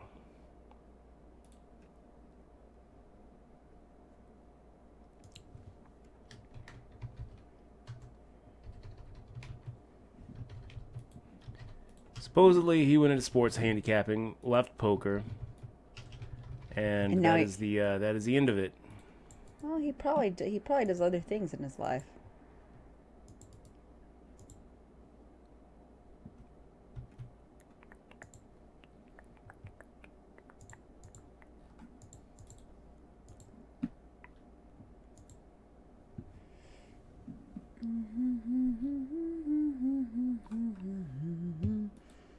Oh, do you have your stats up or your info up there for the for your tournaments so people can see that? I do. Good. Okay. Babyface Jace with the pocket kings in this tournament. He's going to hold up against Jay Weiner, and Jay Weiner looks like he's about out the door now. Ace queen offsuit action. This is a pretty good spot to have it too, because I kind of feel like Jay Weiner's probably going to make a shove, which lets us squeeze anybody between us and him.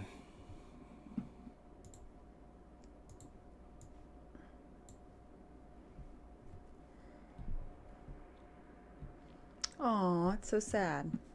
Sorry, they're catching up with our stream, so.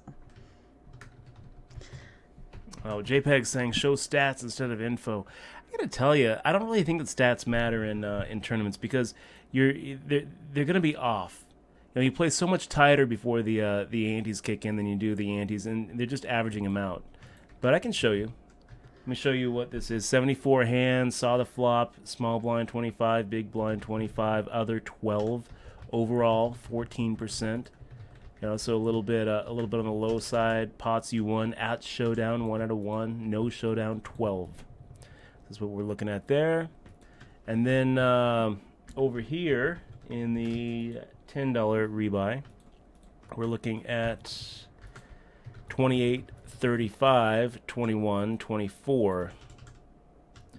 At showdown 3 out of 6 is 50%, no showdown 19.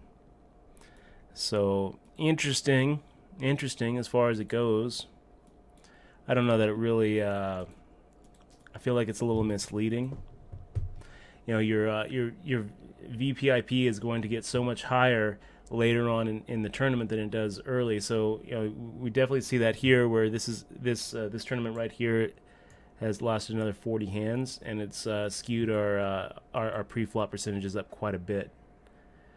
One other interesting thing right there is look how many more pots we win with no showdown than at a showdown, and that's just true in no limit hold'em. This number is always going to be much bigger than this number. That's why that's why everyone loves no limit hold'em, is because you're not so dependent on winning at showdown. You know, in any sort of limit game, this is just not going to. It's not going to look like that. So 7-3 of hearts, getting 4-1 to make the call. It's still going to be a fold though.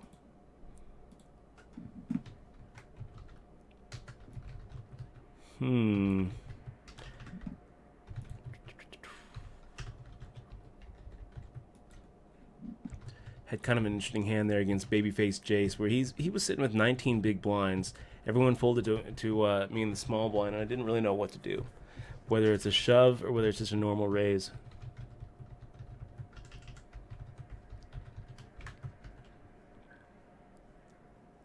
Yeah, the poop 34. I think I think it. You know, I see a line. You know, it's one thing for people to be able to see the. You know, the player, little note avatar things that I've got, the bony fish and the bowl and whatnot. That's one thing. But to actually start sharing notes with other people, it kind of feels like sharing, specific hand histories on players. And it feels like it's a little bit of an ethical line there. Plus, I don't really want, if other players are watching, I don't want them to know what I know about them. You know, it's enough just to have the bony fish or the bull or the shark, or the donkey next to their name. Limits to openness. There are some limits to openness.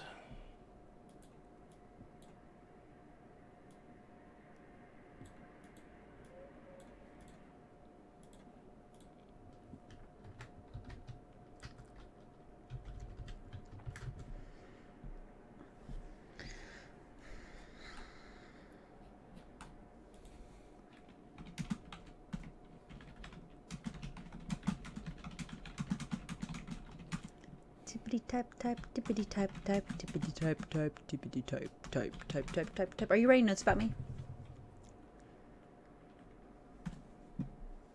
No. Just whispering. JD Cole 72 asking, what is the cutoff for calling there? Against somebody that I don't really have any notes on, that I have I've got nothing on. Probably like an ace jack and any pocket pair. Really just kind of looking for a hand that I can be dominating him with, and I don't think that ace 8 suited is ever really dominating. It's one of those, it's a hand that I don't mind raising with, but when someone's shoving for 16 bigs, it starts really shrinking up. Because really the only hand that they could shove there where you're going to be ahead of is going to be like a king-queen. I don't think ace-6s and ace-7s and ace-5s are shoving there. Sometimes I'm wrong, though. Sometimes, a guy will show absolutely nothing. And then I think, okay, well, make a note. And it starts to get a little bit player-dependent at that point.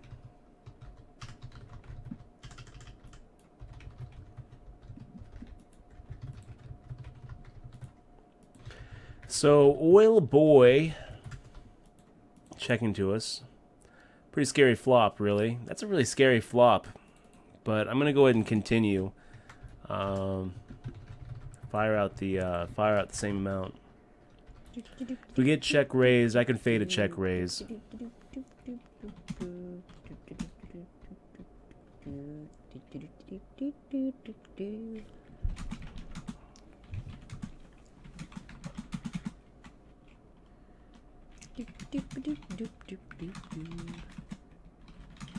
You whispering again? Yeah. Who you whispering? Me? No. I'm right here. I'll whisper who I'm whispering to. Okay. Yeah, I never heard of that Hollywood Ryan's telling me about a barbecue place in Vegas that I haven't heard of, so I'll have to look it up.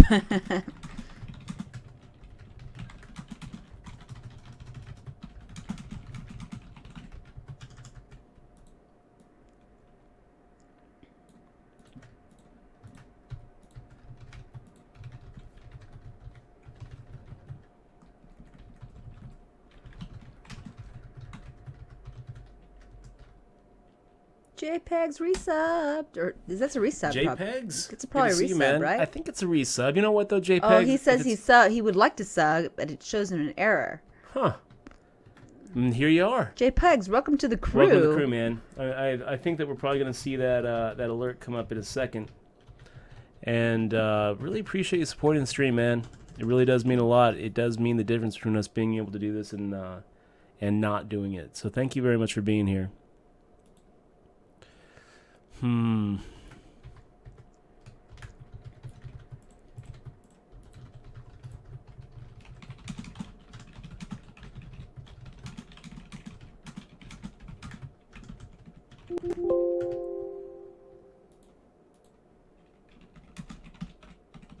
Sorry there, JPEGs. Have to take a few notes.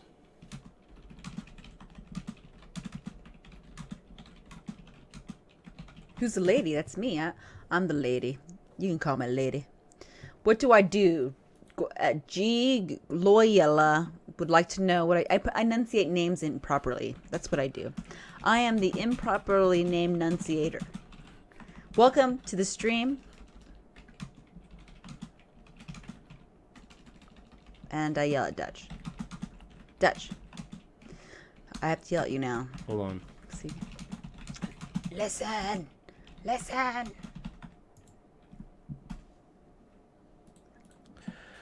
Okay. Let me make the raise here. And let me whisper to you. Oh, now I'm getting whispered.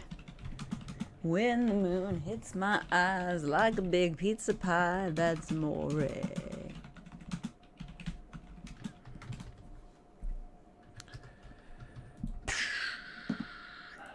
do we do with this?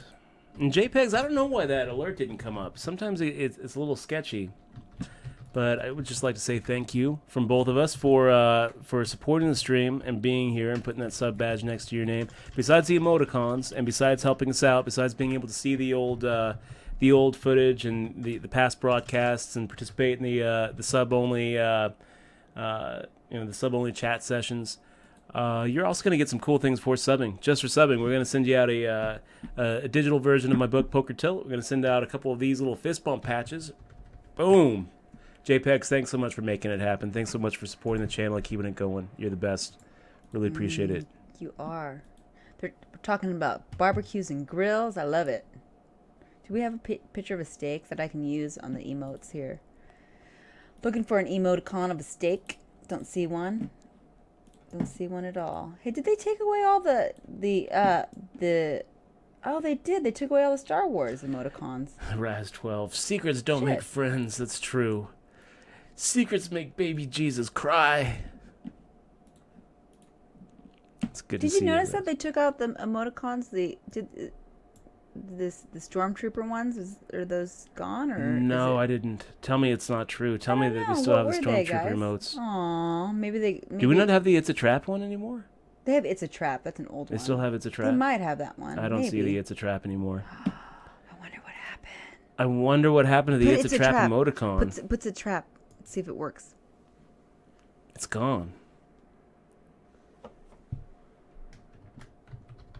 Maybe Disney cracked down on them. Yeah, it's possible. It's probable. It's probable. So, what do we do with that? Come on, making a...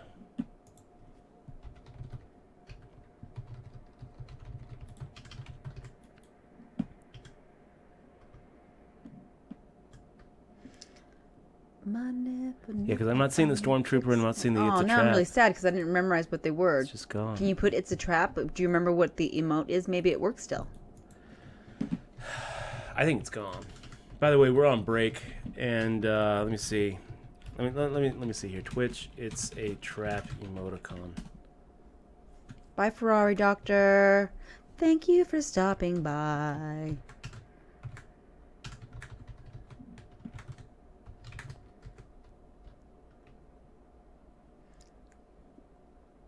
Oh, they are gone.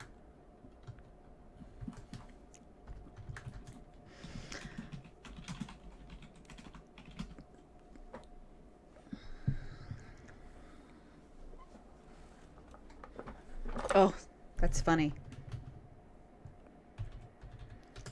Yeah, I think that emote is gone. The "it's a trap" emote's gone. It was just "it's a trap," capitalized.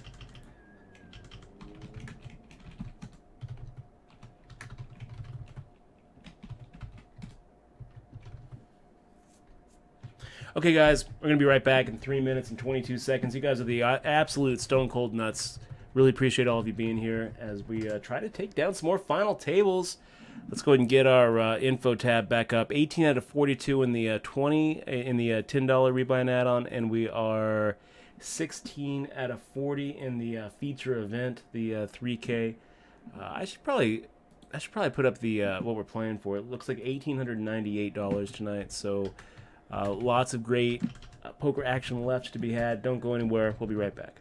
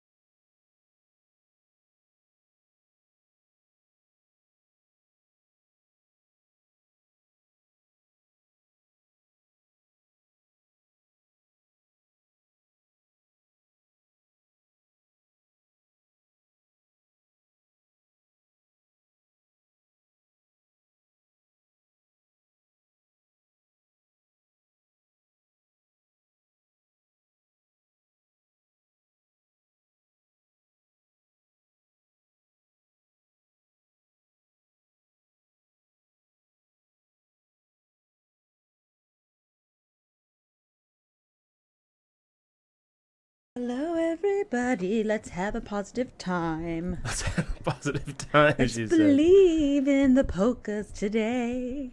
If it's your first time in the stream, this is what I do. This is I what sing. she does. She's a singer. I'm the singing poker person. She's a singer, boys. On the bottom of the screen. I was trying to rhyme, but I Did you say rhyme. scream? Screen, because I'm on the bottom of their screen.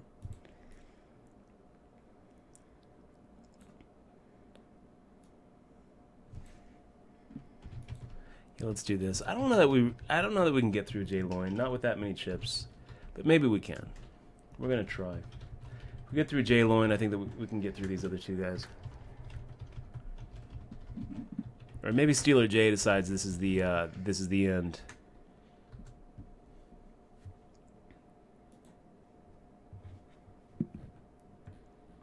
I'm very musical tonight.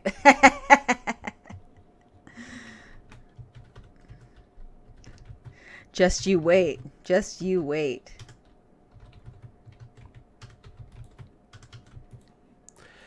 And we got Lindley Lou getting moved to our table. Making the shove here with pocket queens against Dat Dude's ace king. And Dat Dude makes a snap call, which you can't blame him. That's a good call. Lindley Lou with slightly the best of it, but not on that flop. Gonna need some help, doesn't get it, and another competitor out. 11 out of 40, guys. I'm liking our shot. I'm liking our shot here.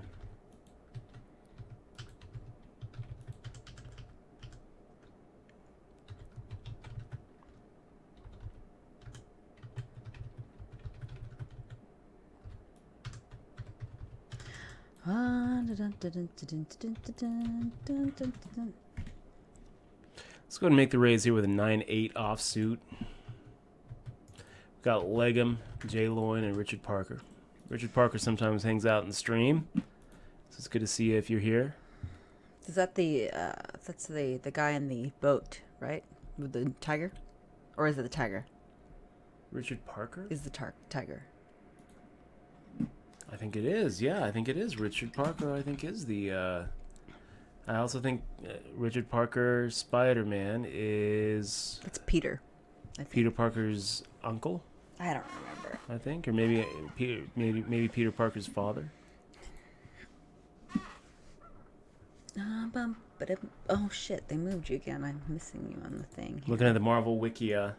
And Ben Parker's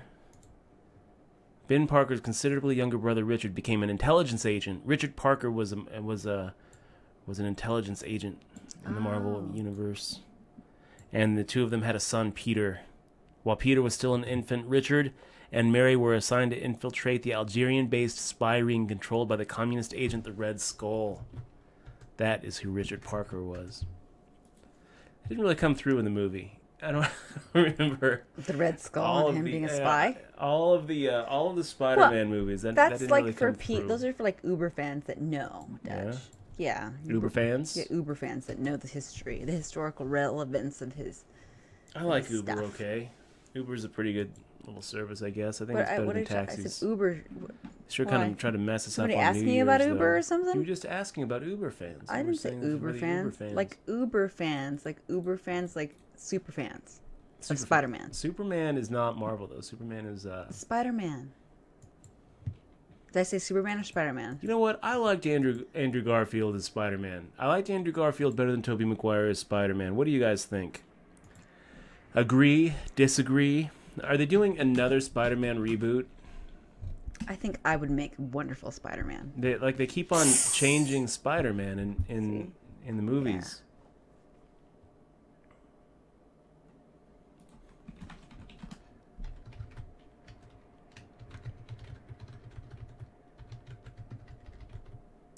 Yeah, I liked Andrew Garfield better as Spider-Man than Tobey Maguire.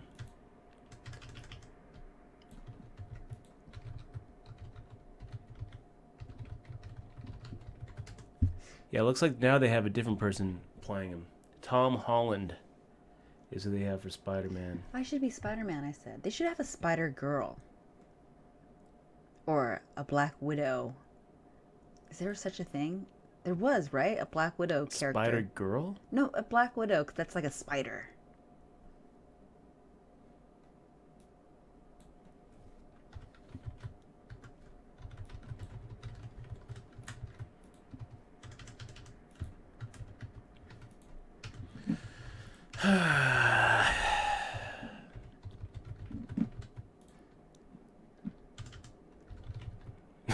The Poop 34. Says, I like to sing too. I sound great when I'm in my car alone. That's funny. That is pretty funny. So making the call against Steeler J. Now we outflopped Steeler J. Probably.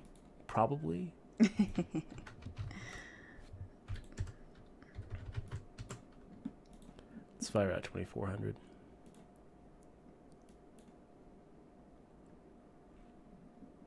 Now what?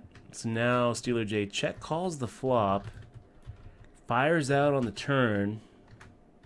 It's a weird line there, Steeler J. It's a very weird line. And we have Flatty subbing for 9 months in a row, Dutchie. Flatty, you're the best, man. He is the best. It's great to have you here. It's always a pleasure. I have no idea what to do against this. No idea, you guys.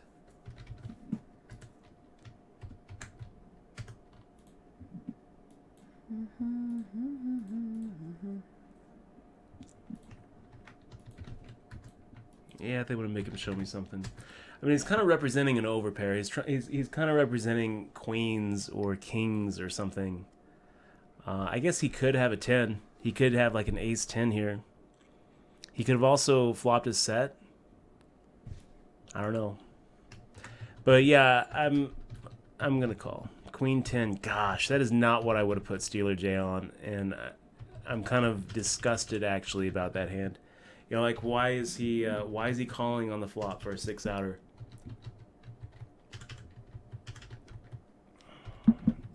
I can understand. I like the 3-bet pre-flop. I mean, that's fine. I like the firing out 3 times a big blind pre-flop.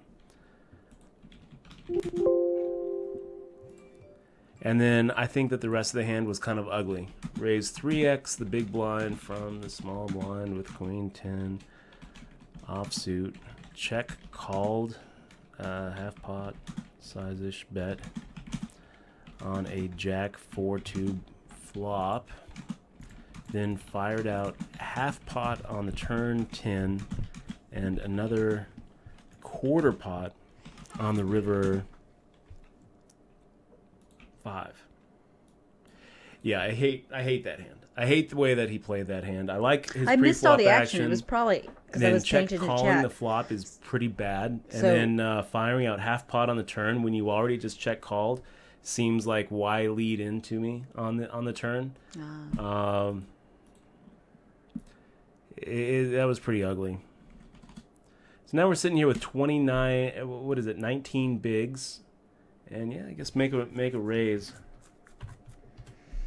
Make a normal raise, which okay, we're gonna go ahead and just deep breaths.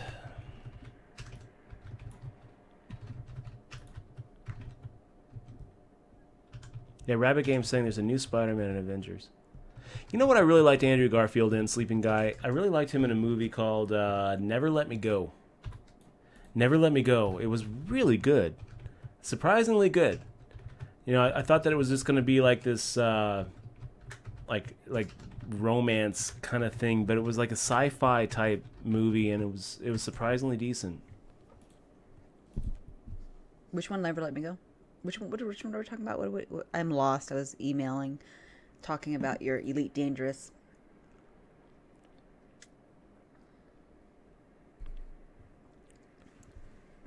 Jay and Silent Bob comic book. Look out, guys. Jay and Silent Bob, look out, comic book guys. Hey, yeah, JD Cole 72. As a sub, you have access to all the previous Twitch streams, and the Bob Hatter. The Bob Hatter Twitch stream is available for you.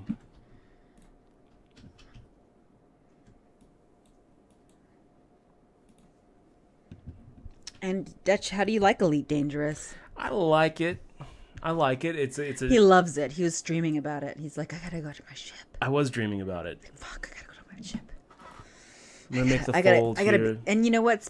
For a person that was so sad about Big Bird being a slave, you sure were trading those slavers in Elite Dangerous. I had was like 2 trading slaves. I had a couple of Imperial slaves in Elite Dangerous that I needed to get to the Varda system, and You know, I found out the hard way that slaves don't really command that much of a markup. I didn't know. I didn't know.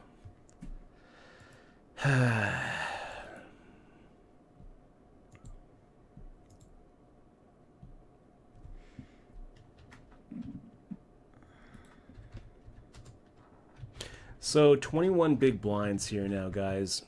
It's frustrating. It's a frustrating stack. Oh gosh. We've got it's not like a short stack, and we've got enough really to make one more move pre-flop, one more C bet, without being at at that tween stack where we're really just looking for a pre-flop 3-bet shove. Steeler J, gosh, Steeler J. Yeah, Steeler J messed us up pretty good. Sleeping Guy saying also thanks to you guys for all the free material on YouTube. Been a big help to my game. Hey, by the way, if you are watching this on YouTube, come by the Twitch stream sometime. Twitch.tv/Dutch Boyd, and would love to have you here. We're gonna do this. Queen 4 offsuit, making the shove in the small blind. We get through. Why would we do that? Well, because we're like 12, 13 bigs, and it feels wrong to make a normal raise. I think they would do the same thing here if everyone folds to us, making it 15.5 times the big blind, just shoving. Just shoving into debt poker.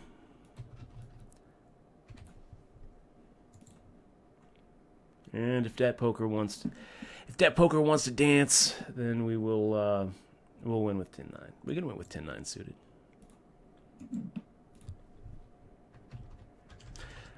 Lucky McLurkyson talking about Ant-Man. Ant-Man was a pleasant surprise. Adam McKay, the guy who wrote Ant-Man and the Big Short, I played poker with over at the Caesar's Palace poker room one night. It was kind of cool. Who you played with? Ant-Man? Not Ant-Man. The guy who wrote Ant-Man. Oh. Not the original writer, the guy who adapted the comic book to a screenplay and produced the movie. Adam McKay. Was he really big or was he small? Was he short? Was he tall? He was like 6'8". Oh, he's tall. Yeah. Larger than life. 40 Chai Tack wants to know if you can put the donkey icon where the bony fish is on Steeler J. A bonky. Bony donkey. We only use the donkey icon for Castor. Only for Castor. He's got his own emoticon. He's in a class of his own. So Karma Kiosk making the raise. I do love that username, Karma Kiosk. I think that's a great username. 19, 20 bigs. Is this the spot we're looking for? I'm going to say no. I'm going to say that actually even getting 6-1, I don't really... 6-1 though. How can we make the fold here? Any two cards, 6-1. How can we make a fold here, you guys? It feels so nitty making the fold. So let's not. 6-1 plus long implied odds. Let's go for it. Not the flop we're looking for. We're looking for a 2-pair, a trips type flop. We could be ahead though. We could be ahead. We might be able to take this down. Karma Kiosk, if he checks and Steeler J checks, then we'll go ahead and fire out a bet on the turn. Karma Kiosk fires out half pot. Steeler J gets out of his way. It's a little bit tempting, you guys. Looking down at the 8-3.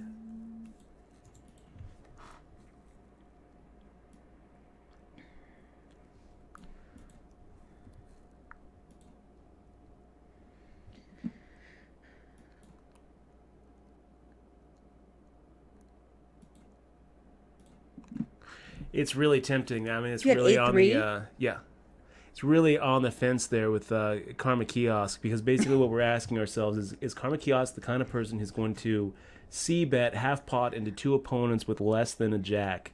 There is he. I mean, like, is he going to be making a c-bet there with a smaller pocket pair or like ace queen, king queen type hands? And I don't know the answer to that. I really don't. I wish that I knew Karma Kiosk's game just a little bit better. I'm going to make the fold here.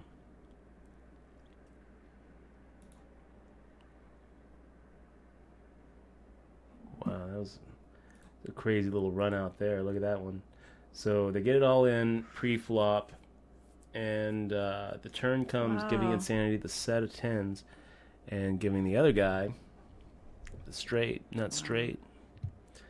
But he doesn't have time to celebrate because the board pair is on the river, and that's going to be it. So here we go, testing 1, 2, 3 on the button. Makes the fold. Oil Boy makes the call, and with 16 bigs behind, seems like a shove. Oil Boy gets out of the way, and we pick up a nice little pot without even having to fade a flop. Not so bad. Not too shabby. 20 places get paid here. We're 19 out of 31. $1,152 up top.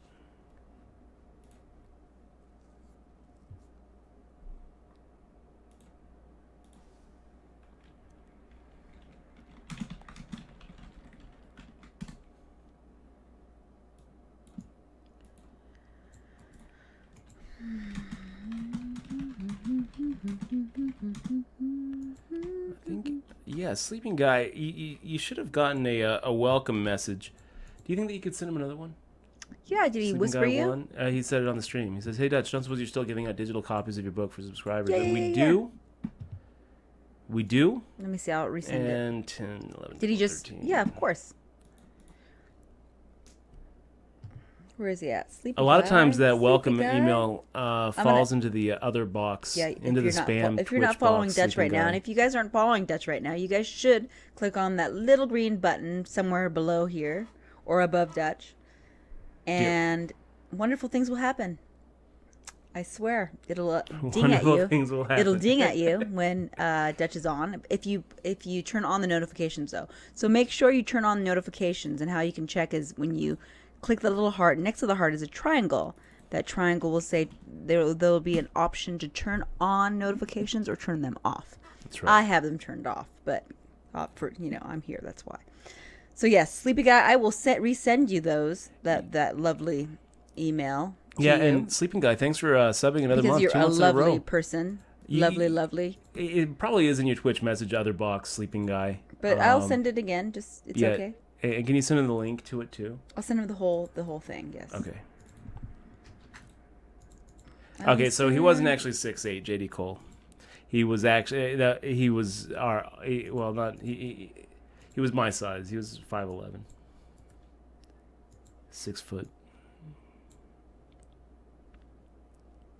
You're only 4'8", Dutch. No, Dutch is fun hand here. Dutch is pretty tall, I guess. He's taller than me. I think it's just going to be a shove, actually, guys. Because I don't think that we would make a normal raise with our smaller hands either. With like pocket eights, I don't think that I'm shoving.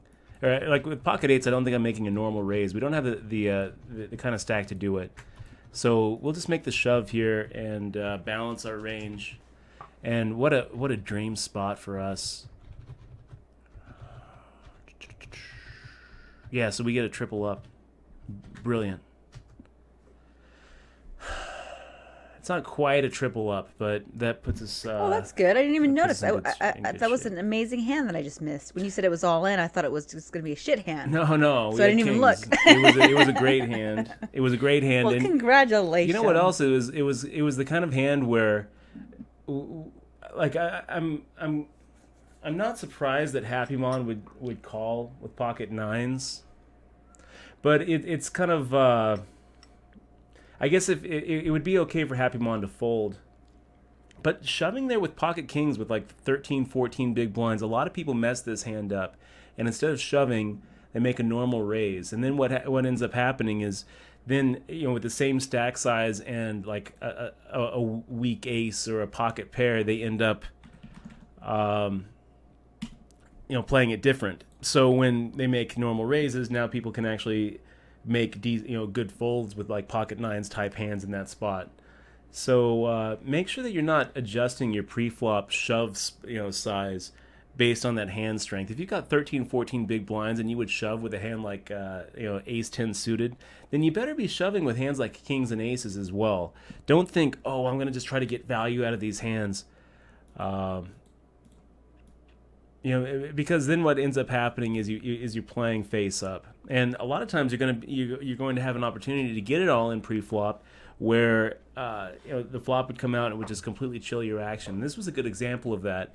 If we had made a normal raise with pocket kings, and Richard Parker decides not to isolate, let's say Richard Parker decides to just see a flop, and Happy Mullen decides to just see a flop, and the flop comes out ace king 6.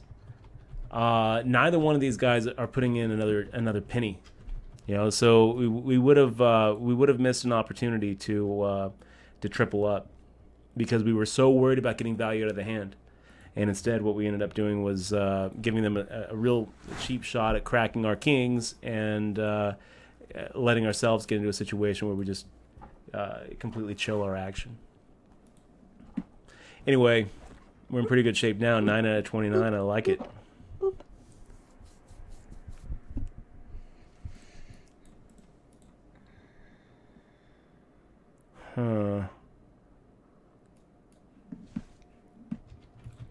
Kind of have a tough decision here in the 10, where it's me again, limped in, Oil Boy called, and we just checked, seeing a completely free flop, and now we're in a spot where we have to decide whether a jack high is good. You know what I think it is? Let's go ahead and make the shove here.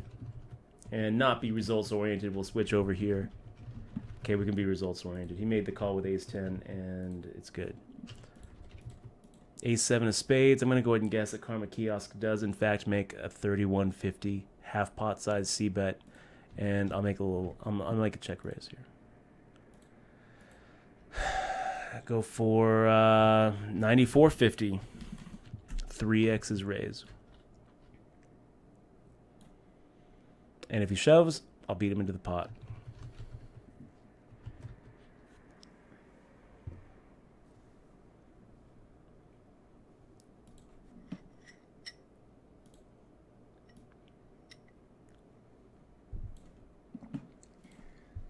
Thank you, Hans Barbies. Good luck, Dutch. Thanks, man.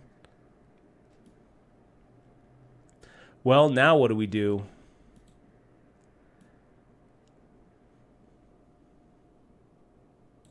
Pizza, pizza, pizza. Are we going to let ourselves get blown off this hand? Aw, thank you. B. Hearn, thank you. That's my... And a 7 of diamonds. That's an interesting card, you guys. It's an interesting card. It's going to be a check from us because now we're just kind of hoping to induce a bluff from like a queen 10, king queen type hand, or a busted flush draw. We'd get called with a jack. We'd get called with a 9 if we fired out a value bet. So let's go ahead and check. And if Karma Kiosk fires out a bet here, it's probably going to be a call from us. There's a lot of draws that missed, so here we are.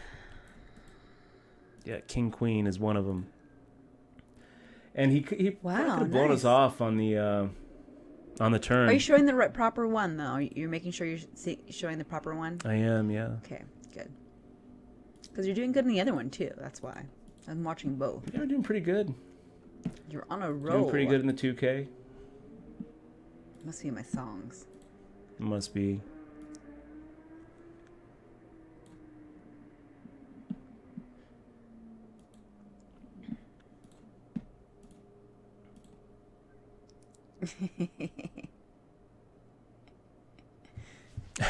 The Raz 12.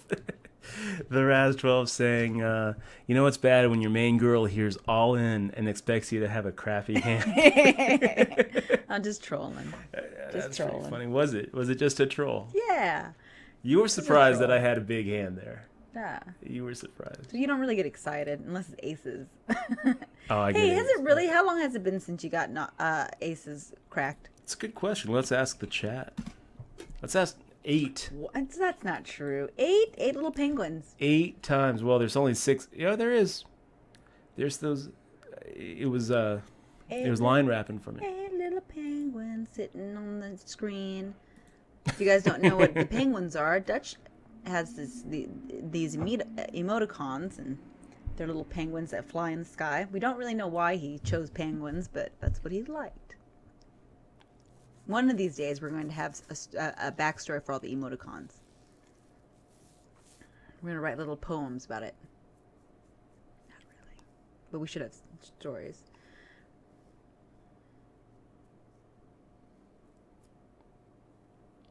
JD Cole 72, man, that is quite the prediction, a specific prediction. He says the Panthers are the best team and will win the Super Bowl without a doubt by 5. Without a doubt by 5 points. Who will make the first touchdown? JD. I would like to know, because you can bet on that. Did you know that in Las Vegas you can bet on like who gets the coin flip, That has to be the dumbest bet. 50-50, dude. Why is it dumb? Because it's a big bet. It's a 50-50 it's a 50-50 bet that you just can't have any sort of like. The Panthers will. Predicted. Without a doubt. Without a doubt. Without a doubt. And I see. And I see a number 3 and a 7. Is there a number 37 somewhere on the teams?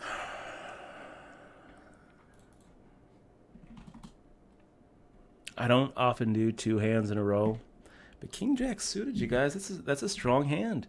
It's a big hand. Got J-Lo in 1 calling. Pretty good flop for King Jack. Pretty good flop. Let's make that half pot C bet. And now I'm really happy. I'm really happy. Queen? We get Queen? to go ahead and no, I have King Jack. But the fact that he decided to go ahead and see us for see our flop bet, I'm in. Do King Jack? Yeah, we have 2 pair here, so That's we a should be in pretty decent good hand. shape. Are you gonna bet? Yeah. I mean, if he was should. going to float it, I think that he fires that on the turn. You know, we checked to him on the turn to let him float. To check. So I can't expect that he's going to value bet like an ace 8. He called you though. And he called us. You want to know what he had? King 5. A king. No. A king. You're going to put him on like a real raggedy king? King rag. Really? Like a king 10, king 9? Really? Oh. What did he have? What do you have? I was just guessing. He had king 8. Ugh! So he actually flopped top 2 pair. Oh, wow. He flopped top 2 pair. Just called on the flop. Jeez. Checked back the turn. And then just called on That the was river. interesting. That was just interesting. called on the river. That's weird. Yeah, it was a pretty interesting hand. That is interesting because I think that he would be. I mean, if you have two people having 2 pairs, how likely is that? That was really crazy. So we got pretty lucky on that river. I was gonna guess he had another. I was gonna guess King 5, but I thought that was way too good. We had to hit either a jack or a queen, and we did. But I don't play pokers though. I just watch it. Damn. And look. it looks like that A7 hand caught up to the stream. I'll tell you guys, in poker, there's a real balancing act on the river. And when when you have a hand like we just had, there's any hand really. When you're out of position, basically your river bet is different than any other than any other street. Every other street, by definition, a bet is going to be a semi bluff. You're going to have some value bets in there. You're going to have some just bluffs or semi bluffs in there. But like every pre-flop raise is going to be a semi bluff, and it's never going to be like 100% or 0%. But the river bet is different. The river bet, the hands have been completely defined. One person is winning, one person is losing. And when you're out of position, deciding whether you're going to make the bet or not, or whether you're going to make the check or not, most of the time what you're doing there is you're walking a balance. You're walking a very thin line between value betting and inducing a bluff. Do you value bet or do you induce the bluff? And this is when you have to put a guy on a hand, put a guy on a range, and decide what you could get called with if you value bet, and what he would bluff with if you check to him. And if you think that a lot of times if you put a guy on a hand that has showdown value, he's not going to bluff. Like a weak hand with showdown value, he's not going to bluff, but he might hero call you if you value bet. It's a very tough balancing act to get right. So it's kind of interesting because every once in a while I'll see a guy who balances that out a lot better than I can. Every once in a while I'll see a guy who makes a value bet so thin that it just makes my head spin. I'm like, how can you value bet that thin and know that you're going to get called with weaker? But I feel like I do a decent job with it. So here we got Steeler J making a raise. Steeler J making that raise. Let's go ahead and do this. A little 3-bet. It's going to be a 14-4 3-bet.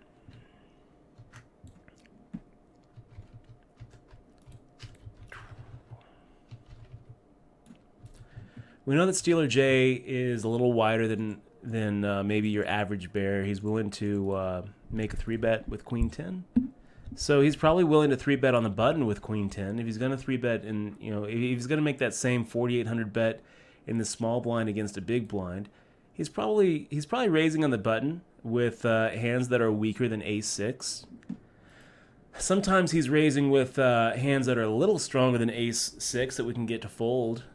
Whatever happens, though, we're setting ourselves up for that post-flop C-bet.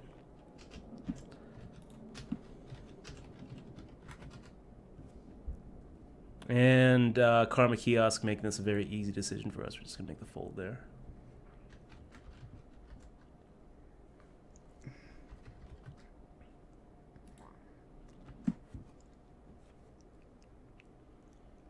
Wow. That classic flip, Queens versus Ace King. Richard Parker still has some equity here, about 8%. He misses.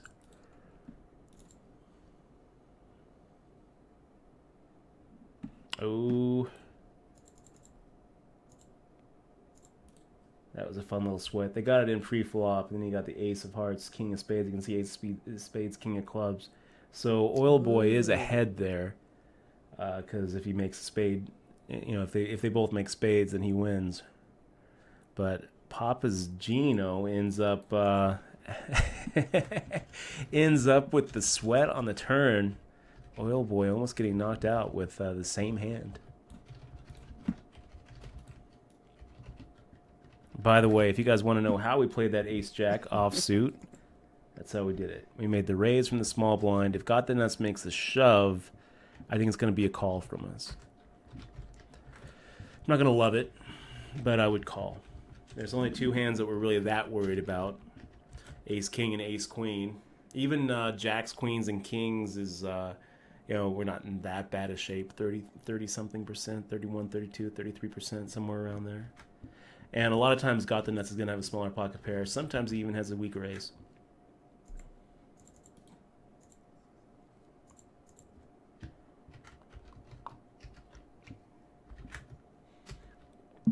Play poker now.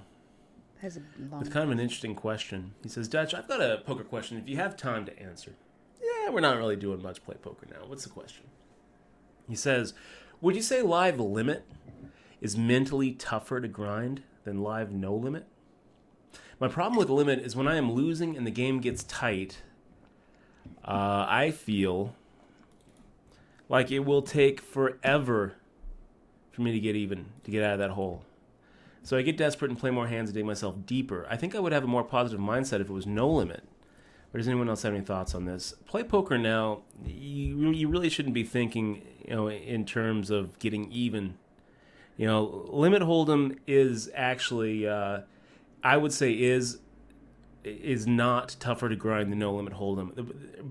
But I would also say that the games generally tend to be tougher with limit games these days. Right now, it wasn't always the case. It actually used to be the opposite. But now, because no limit hold'em is the television game, that's the game that really gets the strange money and the dead money. Limit hold'em is kind of a dying game. But limit hold'em, the situations you encounter are a lot more robotic, a lot more safer, yes right? or no answers. It's definitely safer. It's definitely not as I don't think I've ever played limit the same myself, kind of variance actually, that because of all the no make limit the hype. fold here with A7 off, by the way. It doesn't have the same kind of variance that no limit hold'em is going to have. So in that respect, it's it's not mentally tougher to grind because you don't have the same kind of swings that you have in no limit hold'em. But and the mistakes that you make tend to be small mistakes. The edges that you have tend to be small edges, and you're just like pushing small edges. When you make mistakes, they're going to be small mistakes. As far as like being down in a limit hold'em game, and then feeling like, oh, it's going to take forever to get back. You can't really think in terms of that. You can't be results oriented. You just have to play every hand, in a vacuum.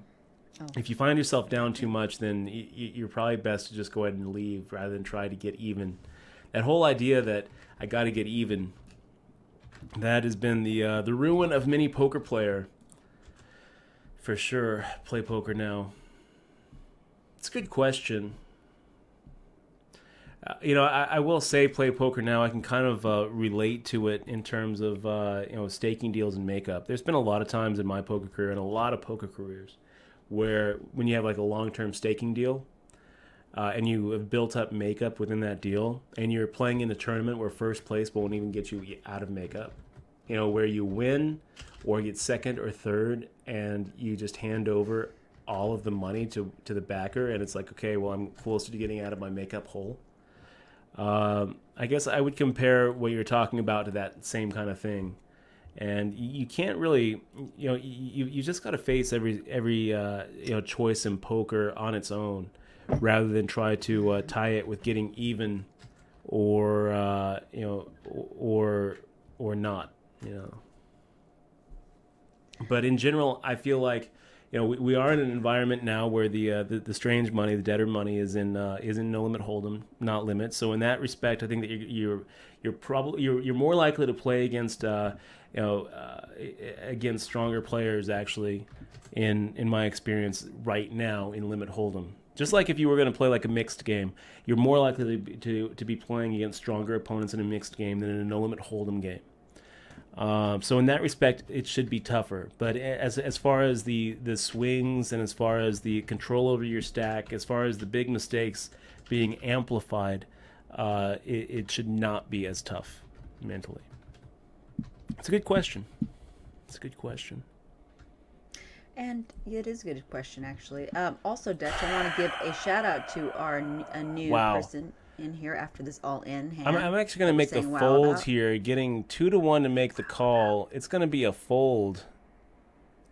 And if Papa's Gino didn't make the snap call, I think I probably would have. But he does it for me, by the way. He folded for you? He folded for me. I didn't get to explain myself. If Papa's Gino wasn't in there, I'm making the call there, hoping to be against something like Ace Jack with plenty of dead money. I had King 10. King 10? No. So, Personal 1T is new in the stream, and I want to say hello. Personal 1T, good to see you, man. I'm talking to him in chat while you explain the difference between no limit and limit. And it looks like the tournament that you're playing in the 2K is going hand for hand. Are you in the money yet? There, no. Yes, maybe. Cool. So yes, hello. We're hand for hand in the 2K. 9 out of 22, and I think it pays 20. Personal 1T. And in the 3K, we're 2 out of 23, and it pays 15. So It's good, guys. We're getting close. We're getting close.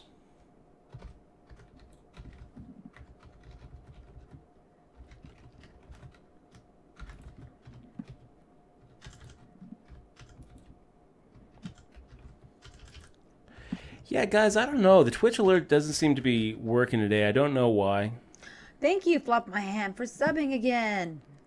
For we don't know how many months, but yeah, really appreciate you being here, Flop My Hand. I don't know why it hasn't been coming up on the Twitch alerts, and it hasn't been. It's been coming up on the Twitch chat, but for some reason our alerts have not. Yeah, I haven't seen it on the chat either, so it hasn't come up. It might be late. Oh, Hollywood Ryan only plays Limit. That's cool. I didn't know that. Someone asked whoever plays Limit. There's the Limit games that still go on. Somewhere. It's going to be a fold, guys. Wait. Ace Jack offsuit is a fold there. If it would have been a raise if T11B7 wasn't making the 3-bet. Yeah, because he's probably going to go shove here.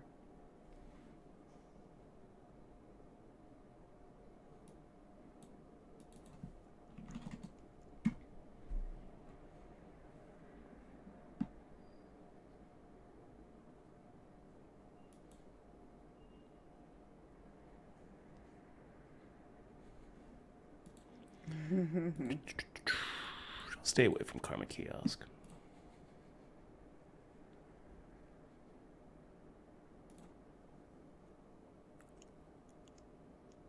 Oh, Play Poker Now says, thank you very much for answering my question. I've been asking around for a couple of days. So cool. I'm glad. I hope that Dutch told you what you wanted to hear. So that's cool. JD Cole 72. What did JD say? He says, so I was at my local casino last weekend playing in a tournament. Oh, okay. There was this old timer, drunk and splashing around. Anyway, long story short, he stood up at break and had pissed his pants somewhere during, I think, level 4. No, he did and not. I said he should get Esfondiaried out of the tournament. I don't think there is a difference between voluntary or involuntarily pissing at the table. You're out, DQ. JD Cole, using Esfondiaried is now a verb, he says. Esfondiaried is now a verb, meaning you pissed yourself at the table. And what a verb. Trichotomy came up here for 7 months in a row, so it didn't come with the thing, though. I wonder why our alerts aren't working. Can you show the little welcome to that thing? Because I think Personal 1T would like it, because this is his first time seeing it, and I want him to see. I would like it. The. By the way, we're trying a little move here. This is the move we're trying. Papa's Gino made an open limp under the gun. We're on the Stone Cold bubble. Got a call. So I decided to go ahead and try this move.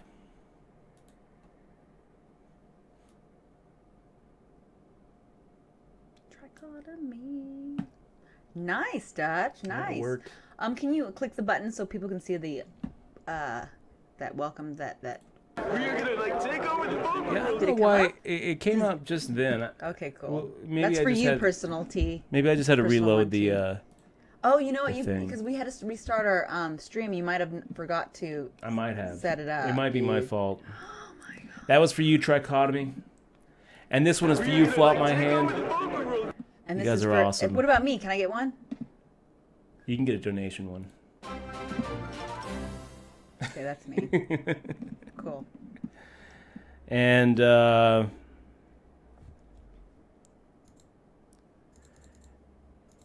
Chiga. This one's for you.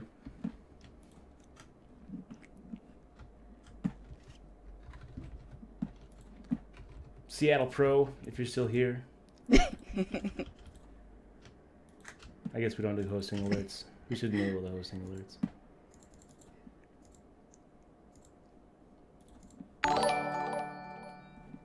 That one's for you, Seattle Pro. Personal 1T says, shout out to the old WSOP 2014 crew with Scott Fishman. 2014. He meant 2000. I think he means 2004. Yeah.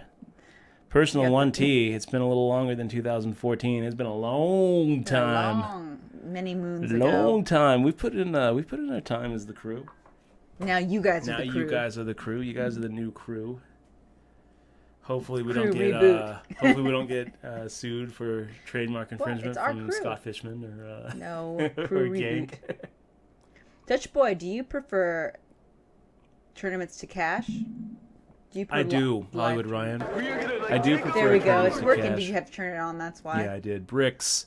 76 months in a row. Thank you, man. We're gonna take over Really the poker appreciate you world. being here, and thank you so much for supporting the stream. Woot, woot, woot. C. Reynolds also having a question. Dutch, quick poker question. Just curious, how you go about playing a live no limit 2-5 cash game? I heard knitting it up is the best way to win long term, but I have no clue. Any advice would be greatly appreciated. C. Reynolds 941. This is why I actually like tournaments more than cash games, because the secret to cash games is real simple, and I can tell it to you in 2 words. It's Can I game guess? selection. Can I? Oh, okay. No, what were you gonna guess? I was gonna say, look for the drunk guy. Look for the drunk guy. That's pretty much the same thing. Yes, it's pretty much that. Game your selection, yeah. goal when you're playing cash games is to look for the weakest competition you can find and take advantage of them. If you have to play great poker to win at a 2-5 no limit cash game, then you should look for a weaker no limit cash game. You're basically going to be taking advantage of two different classes of player mistakes. One class, and the more common class, is going to be calling too much.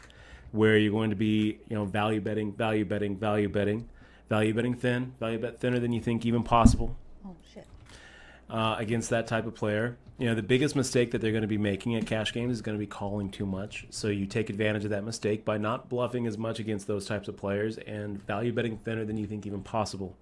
And then, the other type of player that you're going to be running against in a 2-5 no limit cash game is going to be the one who's too bluffy.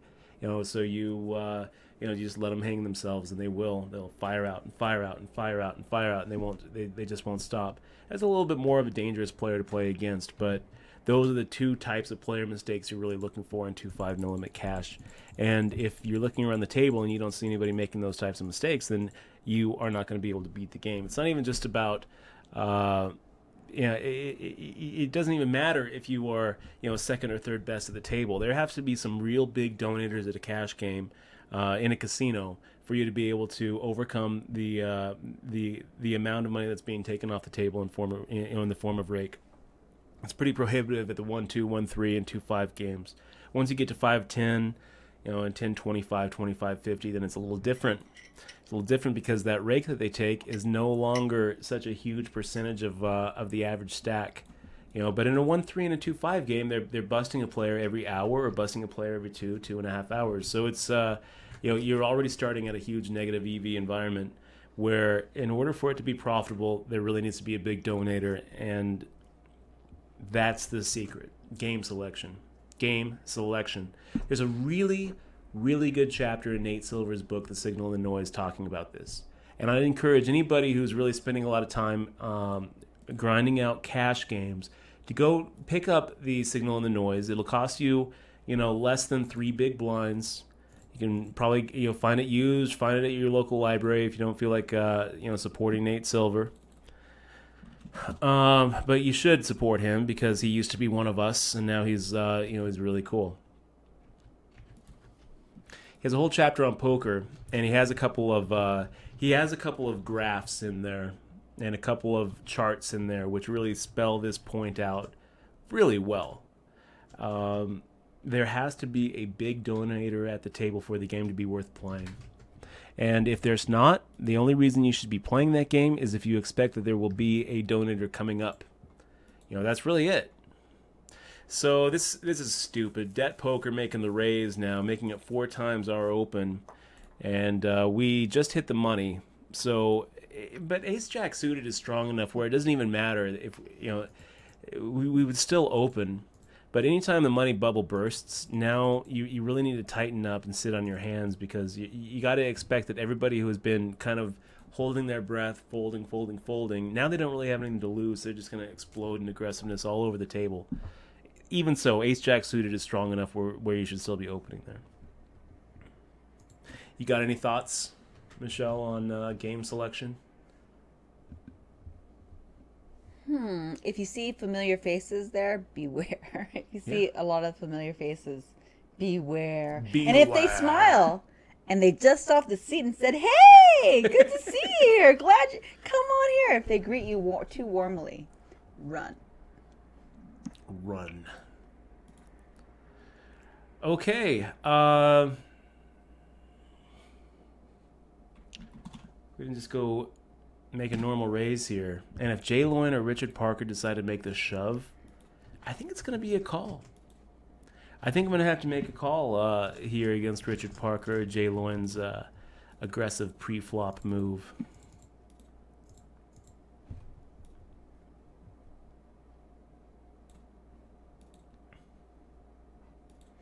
Dutch? Firing out the same amount. I really don't want to. I want him to catch up. And it just sucks to do this, but you know what? Maybe Richard Parker will decide to make a crazy check raise bluff here, or maybe he has an ace, or maybe he has a smaller pocket pair and he's going to go ahead and try to take it away. It sucks to be in the spot where we're going to c-bet any hand and then we actually just kind of crush the flop, but it just feels so transparent checking there, and I don't think. We don't want to get into this spot where we're just not going to c-bet when we hit. We're only c-betting when we completely whiff it, you guys. That's not what you want to get into. You don't want your c-bets to be able to be equated with with completely whiffing. You want the Richard Parkers of the world. Rabbit Games, thank you very much for the host. With hosting with 0 viewers, thank you very much, Rabbit Games. Rabbit Games. Really do appreciate the host. That's still okay.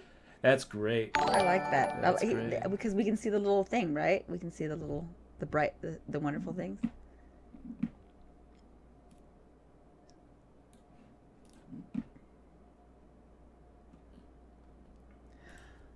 Oh,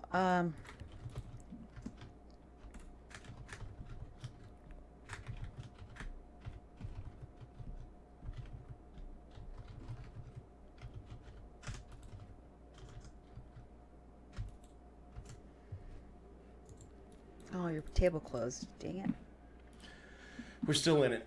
Still in it to win. Actually, things are looking pretty good, guys. So we're 9 out of 18 here in the 2K. The money bubble's already burst, and then we're here 3 out of 18 in the 3K. We're looking at maybe juggling 2 final tables here, you guys, which would be awesome.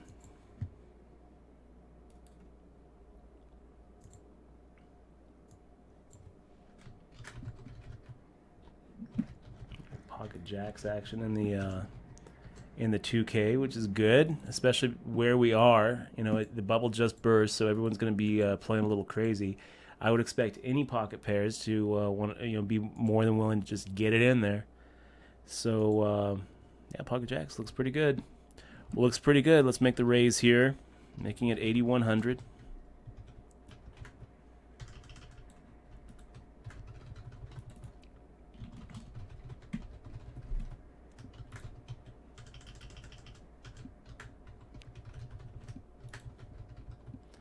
Dat dude making a 3-bet. Oh, wow.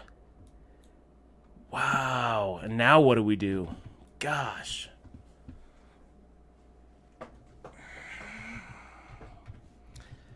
Yeah, I'm going to fold. Against Dat Dude, I'm loving life. Against Dat Dude's 3-bet and Det Poker's 4-bet shove for 106,000. Not so much anymore. Not so much loving life anymore.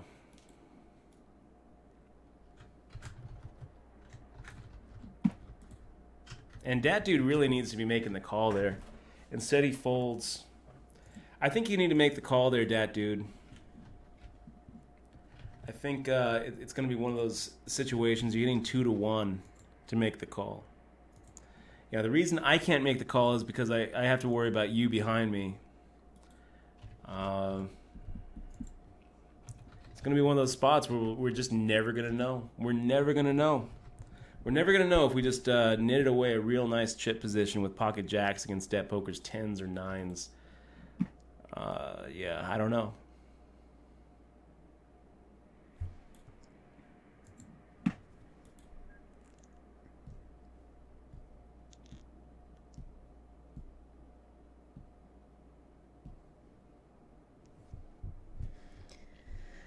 Oh, wait.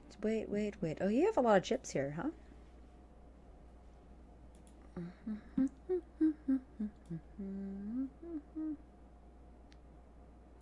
And hey, quality assurance check saying, so his range is weaker after money bubble, so you fold? I'm confused. What I was saying, quality assurance check, is I was talking about stealing.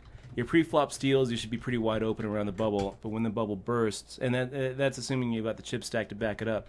When the bubble bursts, you got to expect those kind of shoves, with somewhat weaker holdings. Even so, ace-jack suited is not the kind of hand where I want to put in 2 big blinds as an open and then call off another 25, 26 big blinds pre-flop. So, yes, I'm making the fold there. Where would the line be? I don't know. I think that, with the jacks, I definitely would have called if I only had to worry about Det Poker or only had to worry about Dat Dude. But when I'm making a raise, Dat Dude is making a 3-bet, and then Det Poker is making a 4-bet shove for 26 bigs. Now I'm starting to look at pocket jacks as not the best hand, or a coin flip at best. I don't know.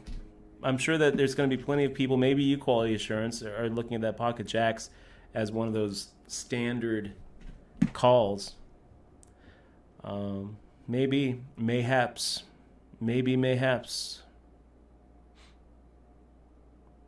Okay, guys, we are on break, and we got a nice chip position in both of these tournaments. 10 out of 18 in the 2K, 4 out of 17 in the 3K. The money bubble hasn't hit yet in this 3K. You guys want to see the stats? A couple guys wanted to see the stats. So here now we're looking at 2 out of 16 in the small blinds, 5 out of 17. Others 10%, overall 13%. So it jumped up a percentage point from the last time we looked at it. At the showdown, we're 4 out of 5 with 22 without showdown. So we're winning 5.5 times as many pots without a showdown as we are with a showdown. That percentage right there always has to be pretty high for a tournament to go well for you. That ratio should also be pretty high. 5-to-1 is a pretty high ratio. Okay, guys, we'll be right back.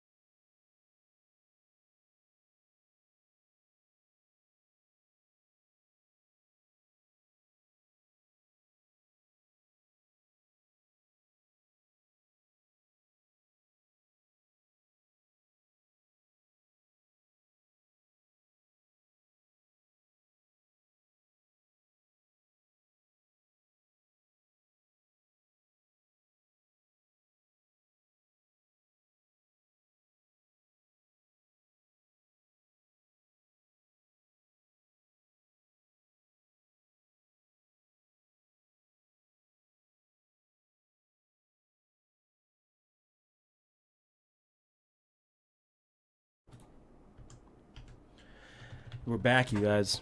It's great to see all of you still here. Thanks for sticking with us. Another commercial break. You guys are awesome. Oh, guys, guess what? I have itchy elbows, and I looked it up, and it has to be true on Google. And itchy elbows mean psoriasis? No, it means that I'm gonna get exciting news. Oh. My elbows for some reason itchy, but I think it's my hair. My hair is making my elbows itch. Can we see the elbows? Yeah. Can we see the elbows? No, don't. Okay. You wrote about my elbows in the book. God, I didn't even remember that. Okay, here we go. Do they look good? They look Do they itchy. look dry? They look kind of itchy. No, scratch them. Cruz, scratch my elbows. There we go. Ugh. Okay, sorry. It's pretty funny. No, it's not funny. It's hilarious. Okay, guys, pocket 8s. That's pretty good. That's good. Richard Parker making a min raise from under the gun. San Quentin making the call. What do we do with pocket 8s here? 17,400 in the middle. San Quentin, do I have any information about you? Not really. Not really. Richard Parker making a min raise from under the gun. I mean, I could set mine.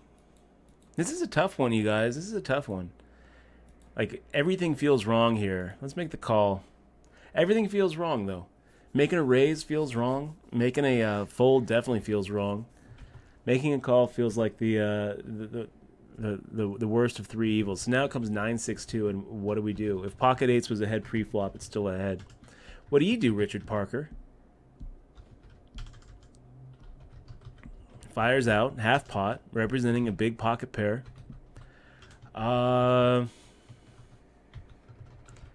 Gosh, I mean, if we lose half of our stack with pocket 8s, it's going to kind of suck. But I'm not going to just give Richard Parker auto credit for having a huge pocket pair. I think sometimes we're ahead. Ugh, Jesus Christ. You got another 6. So we were ahead pre-flop. Richard Parker with the pocket 6s. Putting in a pretty good chunk of his stack pre-flop under the gun on the Stone Cold bubble. I don't really like the raise, honestly. I kind of feel like if it's probably okay to fold that pre-flop. And then on the flop, when he actually hits his set, he fires out a c-bet on a 9-high board, which just seems kind of silly to me. I feel like if there's a time and a place to slow play, that would have been it. That would have been it. So, kind of silly there. I don't even know what to say there. Like, it just seems kind of silly.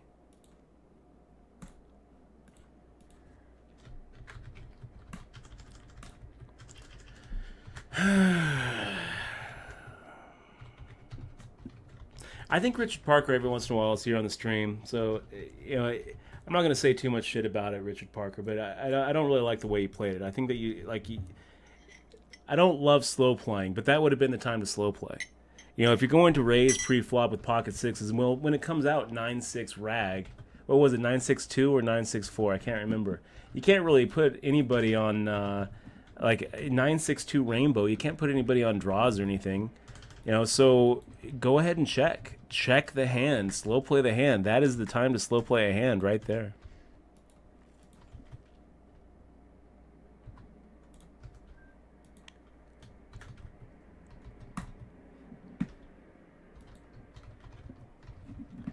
It sucks now because now we're the drowning stack. And now we are the ones who just lost half of our pot or half of our stack. We're the ones with a big bullseye over us. We're the ones that everybody else is expecting to be playing pretty wide open. Blood in the water, and it's ours. Bleeding, and dying. It sucks. Dead. I guess that was the news. My elbows. Maybe that was the news. Sorry. No, we're fine. We're doing fine. We've got 50,000 in front of us. I mean, we're doing just fine, but it sucks. It does suck. Bum, bum, bum, bum, bum, bum. It's all right. You're going to get king aces this next hand soon. I'm waiting for the good news.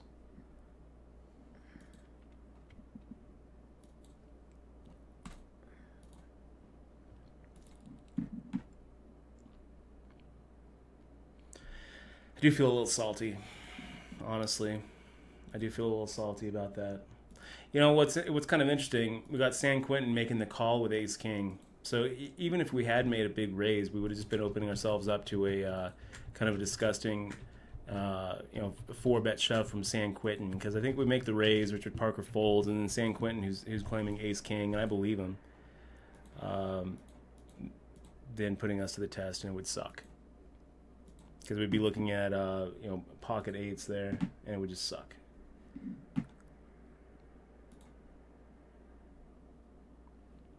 Do you have pocket eights right now? Yeah, watching the pocket eights right now. Oh, damn. Oh, you're watching the pocket eights? I'm watching the pocket eights. Oh, I thought you said you had pocket eights right now. Okay. No, I'm watching it on the stream. I thought you had pocket eights again. So. Nope. Sorry. Draft Beer says, "Hey, Judge, good to see you playing. Yeah, you are playing." Yeah, I'm watching it right now, and it's just like, I don't understand Richard Parker's c-bet on the flop against 3 opponents on a 9-6-2 rainbow board. I think it's bad. You think what he should do? Check? Yes, slow play that hand. Slow play that hand. You're going to get the money from me anyway.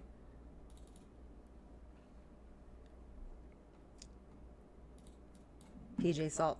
PJ Salt. PJ Salt. Oh, wow. So we're doing this. Ace-Jack off suit. Is this making the other a shove. Yeah. This is the 2K guaranteed.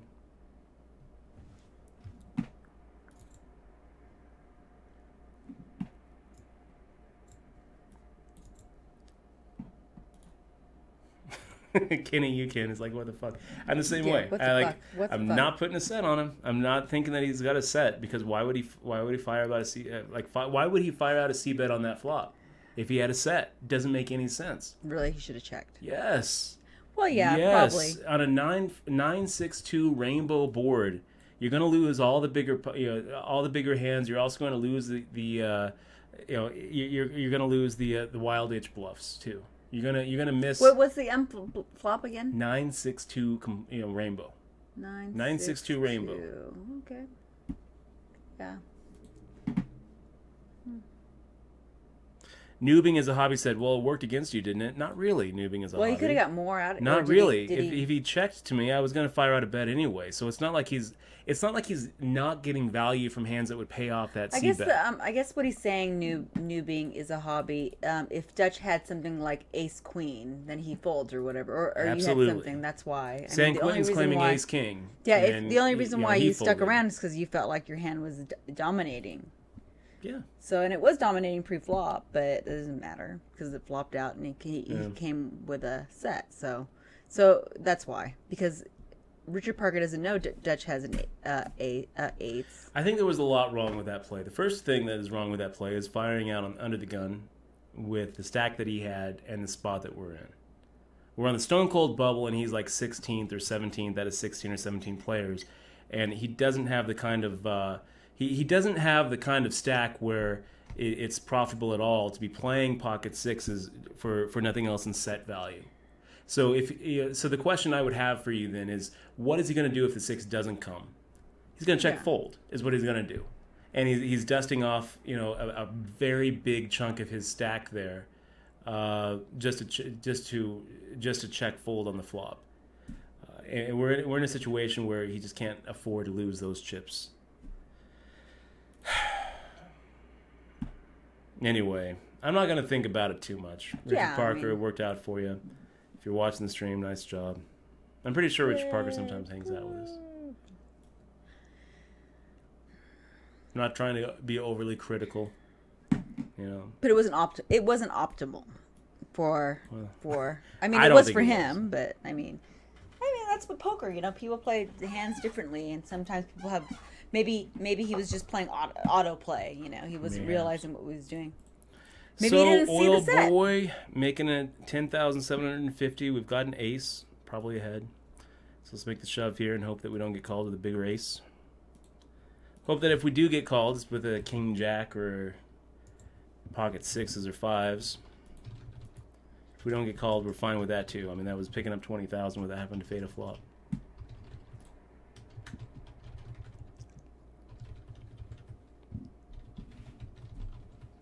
Ike Falcon says, well, he stacked you, so it seems like his play was pretty good. I guess so, Ike Falcon. The point is that, anyway, I don't need to talk about it anymore. You're right, Ike Falcon. He played it perfect. He played it perfectly. Results-oriented, that's the way to be.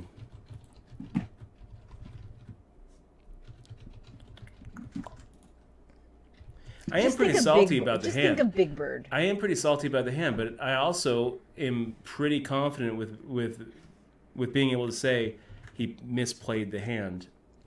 Yeah, on every street. I say that he did. On every street that he had to play. You know, he misplayed a pre-flop because it's not a raise. Win, and he misplayed a post-flop because if ever there was a time to slow play a hand, it would be when you're four-handed on the bubble with a short stack and a set of sixes on a 9-6-2 board.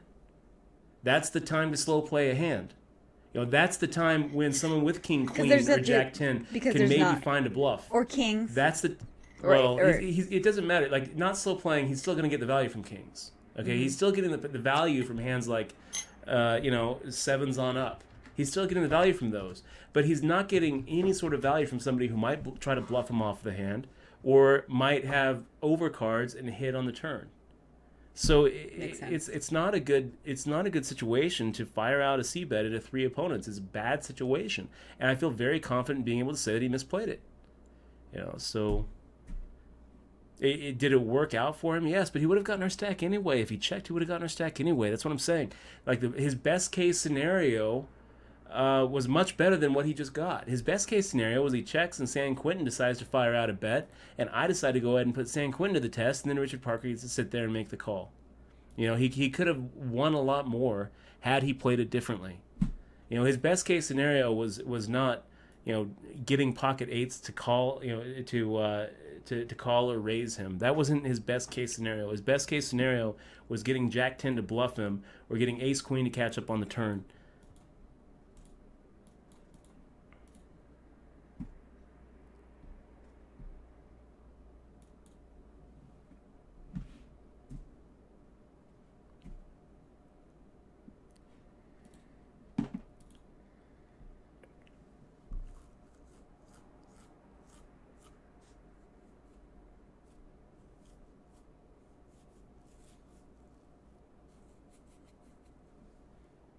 That dude gives you hearts, Dutch. That dude Zoots gives you the hearts. Thank you, that dude. And the bleeding hearts. Do appreciate that. And Dutch, what is your day like? Do you strip during the day and then play poker online? No, no, that's what I read, but that's not what they said. The Bet Raise Brian says, "What's your day to day like? Raise Brian. Do you play on the strip by day or online?" Yes, Dutch strips by day. How'd you guys know? That's pretty funny. His stage name is Russell. His stage name is Russell. It's pretty funny. No, he doesn't. He doesn't play on the strip by day. He usually plays Elite Dangerous by day, and plays poker by night. Scorpio 1107 said, "Would you put out a c-bet if there was a straight or a flush draw? If there was a straight or a flush draw, it's a much better opportunity to go ahead and fire out a c-bet. Yes." Yes, you know, like that would be fine. If there was an overcard, you know, if there was like a queen or a king, it was king 6-2 or ace 6-2 or, you know, queen 6-2, jack 6-2. Yes, okay, but 9-6-2 rainbow, nobody can really have anything that's not going to pay you off anyway if you check. So give them the opportunity to make a mistake by bluffing. Give them the opportunity to catch up with a hand that is drawing stone cold dead.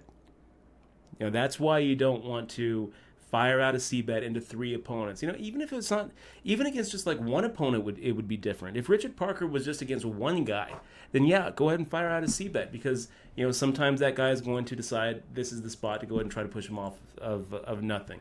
You have nothing, I have nothing, I'll take you off of your nothing.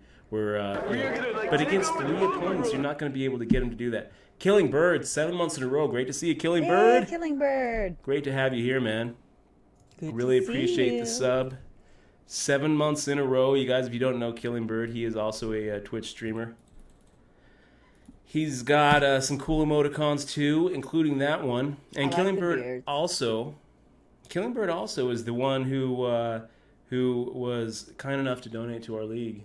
Yep. Tournament Poker Edge donating. He's part of the tournamentpokeredge.com site. I think he's the founder of that site. And he donated a subscription to everybody who won a prelim. He donated a subscription to everybody who got in the top 9, and a year-long subscription to everybody who got in our top 3. So thank you very much for being here, Killing Bird. You are awesome. Really appreciate you supporting the stream. Really appreciate you supporting the league too, man. Thank you very much.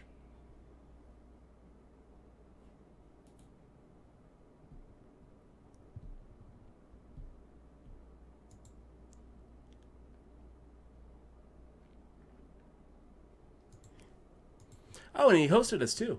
Hosting us for 53 Yay! viewers. Appreciate that, man.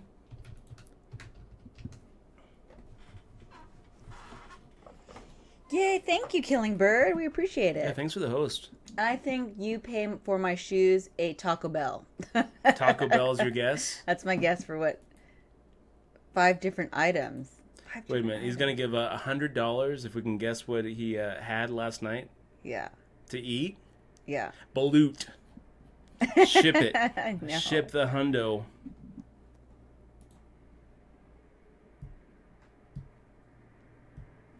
Nice. What are we supposed to do here? Okay. Pocket Good luck, eights. and whoever is going to guess that wonderful guessing game. Stone freaking cold bubble. Stone cold. It's going to be a call, I think. Enough of the time we are actually dominating Tom Hammers.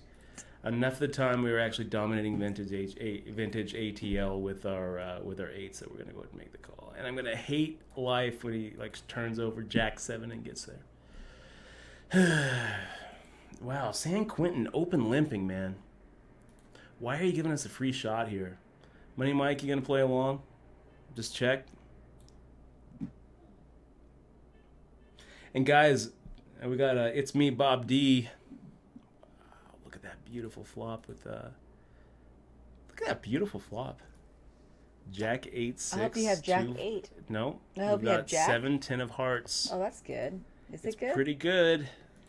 It's good enough where we're How to do? we are the favorite. See the order there.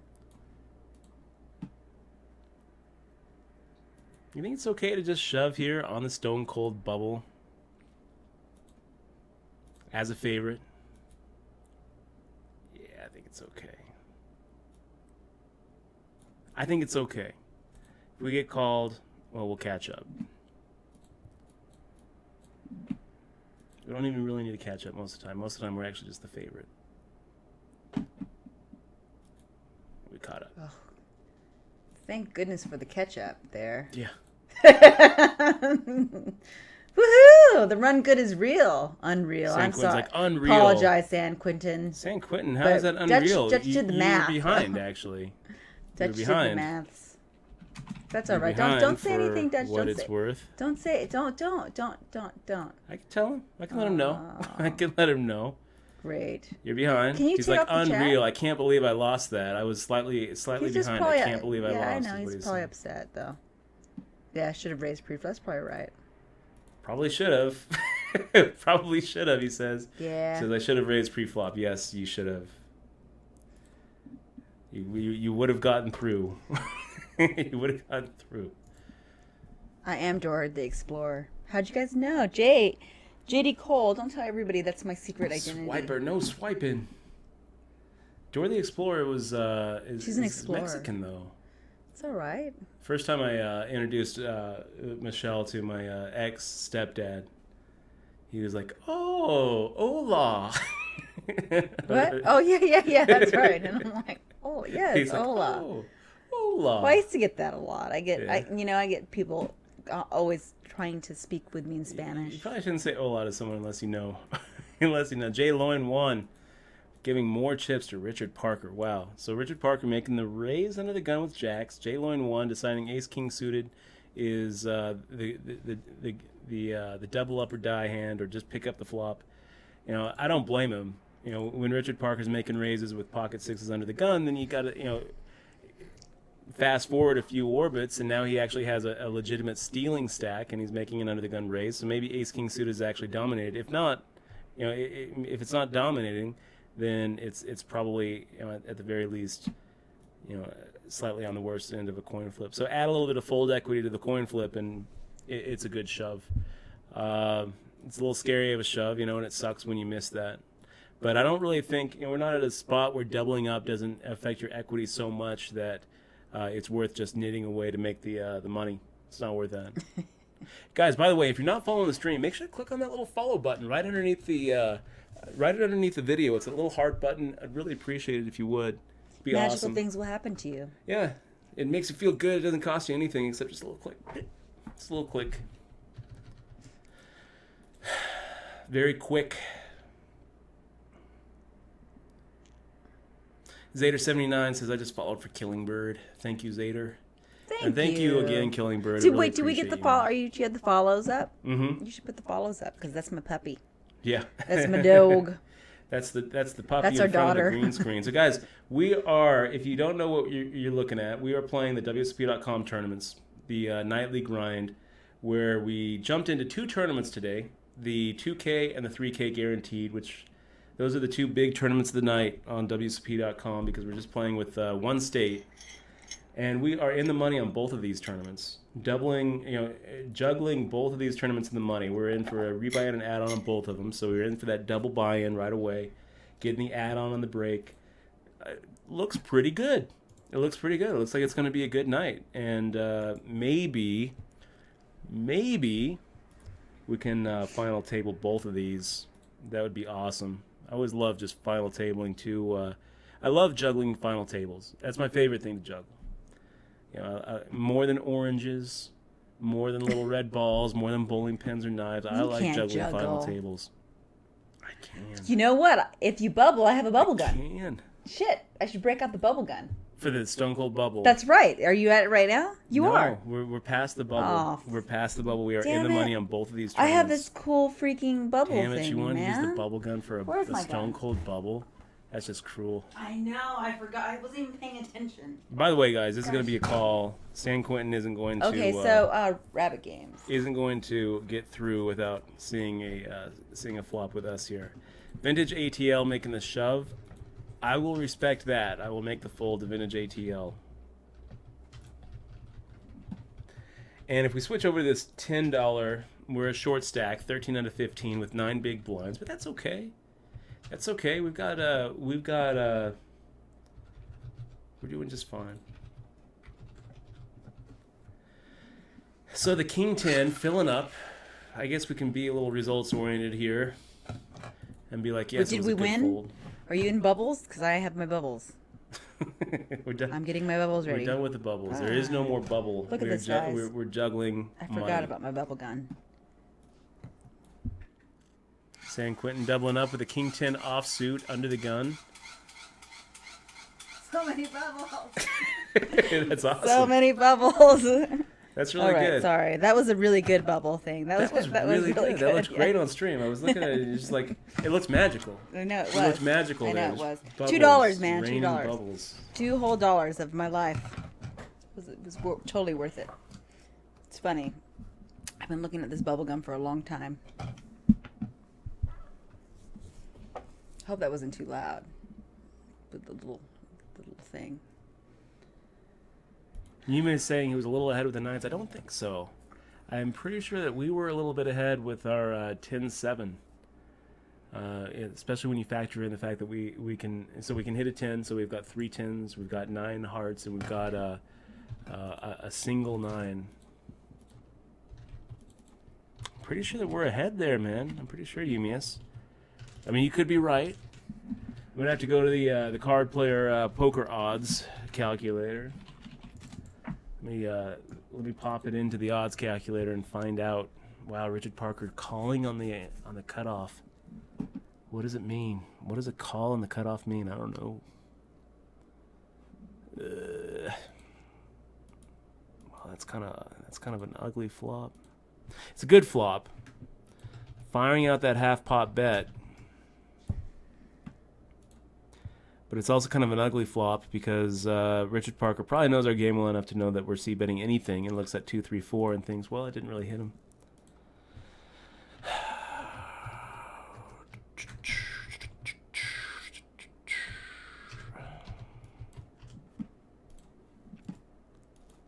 Takes away one of our outs because now a 5 chops the pot.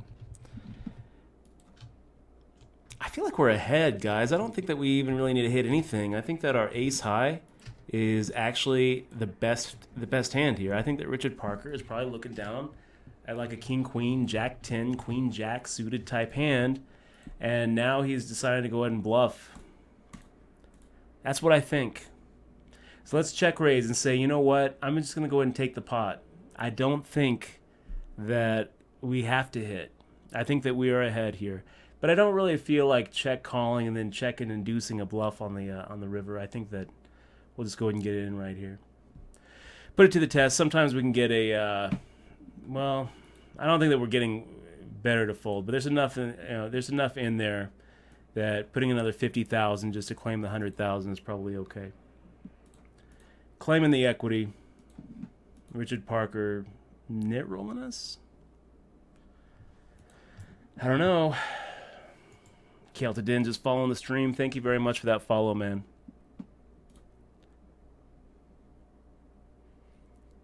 Habs Yan following. Guys, really appreciate you following the stream. It's awesome of you. Thank you so much. And make sure to click on that little heart button if you haven't yet. We're trying to get to 12,000 follows pretty soon. 12,000 follows. We're closing in on 12,000 follows. 12,000 strong. I don't want to get my dog. Where's my dog? Where's our dog? She's pouting. I think she's a potty. Well, guys, this might be it. This is our die hand. Double up or die with it if one of these guys raises. Sure enough, there it is. Scrimpology, 6 months in a row subbing. It's awesome to have you here. What would we have? 33,000 behind. So we're never getting the fold. So let's just go ahead and do a little stop. Well, no, let's just go ahead and make the shove because sometimes testing actually has a weaker ace, and I don't really mind getting it in 3.5 to 1 as a favorite. It's close though. I think that like if we had like a weak ace, like an ace 5, ace 4, then maybe we just do a stop and go here. But the fact that it's not a weak ace, it's actually a decent ace. I'm okay with making the shove. Wow, what a flop for him. What a better turn. That's going to do it for that stupid hand. Nice hand there, testing 1, 2, 3. Ace 10 offsuit is letting us down. And we get 12 out of 170 players in the 2K. Do you want to see tournament's hand history is what it asks us. Gosh. Every single time, guys, this tilts me. Every single time, this is the message that pops up. They changed it. They changed it. Your winnings have been credited to your account. That's so much better than would you like to see tournament's hand history. You guys are the best. wsop.com, you changed it. It was always tilting. This used to read for the last year, would you like to see tournament's hand history? And like the grammar mistake there just always tilted me to no end. Now they fixed that. No longer. What's tilting you to no end? Nothing anymore. So 3 out of 13. We got a poker joker making it 12,000. We've got San Quentin deciding to go in for 11 big blinds, all in shoving. This is pretty close, you guys. Pretty close. I mean, if I'm folding eights, how far am I going to take it? Yeah, let's make the raise here. King Queen, I can fade that. 10-7, I can fade that. I guess I can't fade King Queen. Oh my god. Nice hand there, San Quentin.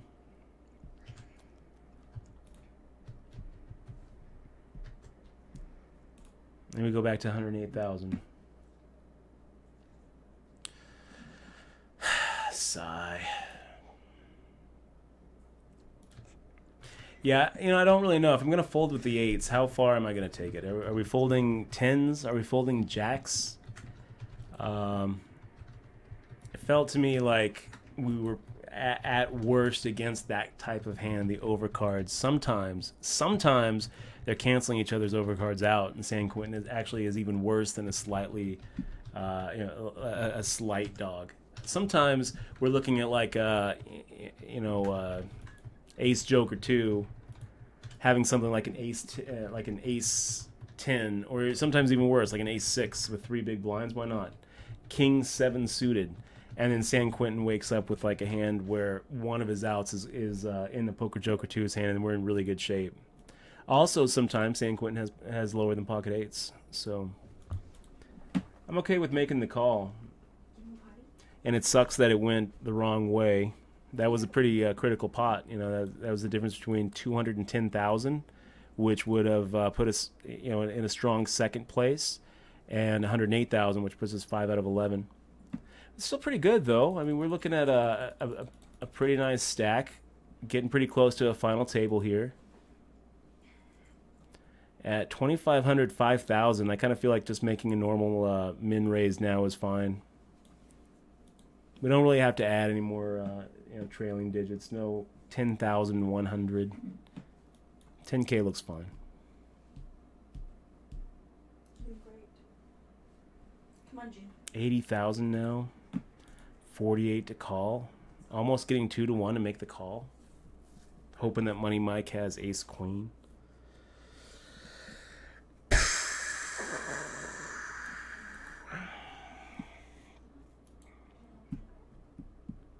$10. Hit it. Well, that'll work too. I'm okay with that result too. You know, it's well, we split the pot. Oh shit! 2, 3, okay. Money Mike making the shove, and we're getting well over 1.5 to 1 to make the call. And it sucked. It sucked making the call. But if we, you know, when he turns over his hand, ace queen, we're supposed to make that call, and it sucks. It sucks.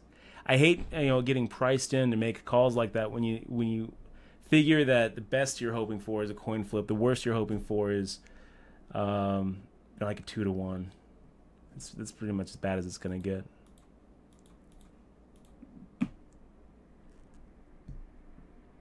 Anyway, not the best thing that could have happened, but definitely not the worst either. A flip, I'll take that every day. That's well above expected value there.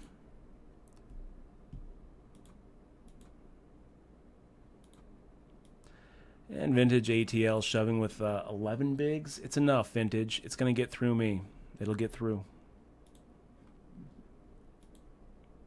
Stone Cold final table bubble now. Tournament is currently in hand-for-hand play. The next hand will be dealt when all current hands at other tables are finished.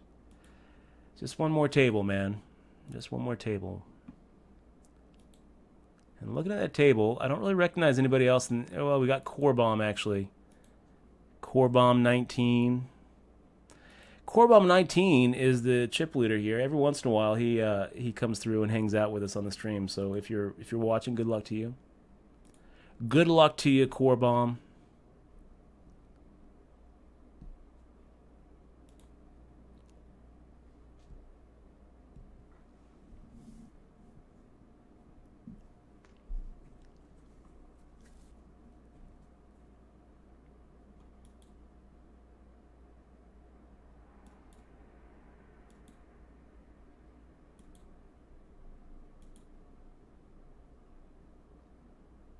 We're just waiting on the other table. You want me to show you guys what we're looking at the other table? So 6 out of 10, almost the final table. This is what's going on here. We've got T11B7 firing out a third pot into an ace queen 10-9-8 board. Sergeant Pepper thinking about looking him up with what, weak ace, maybe like a king queen.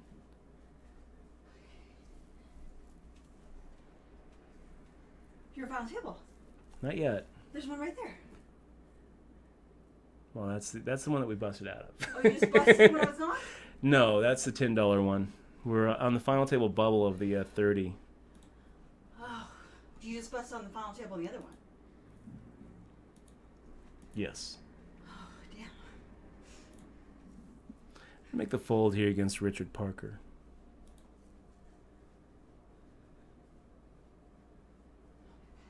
I have to get my steps in really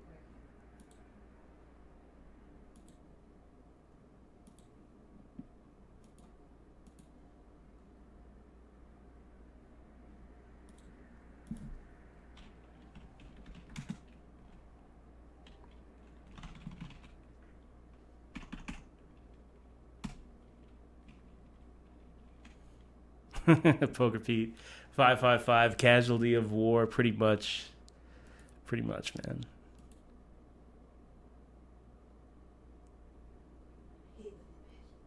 Makes me hit my 10K.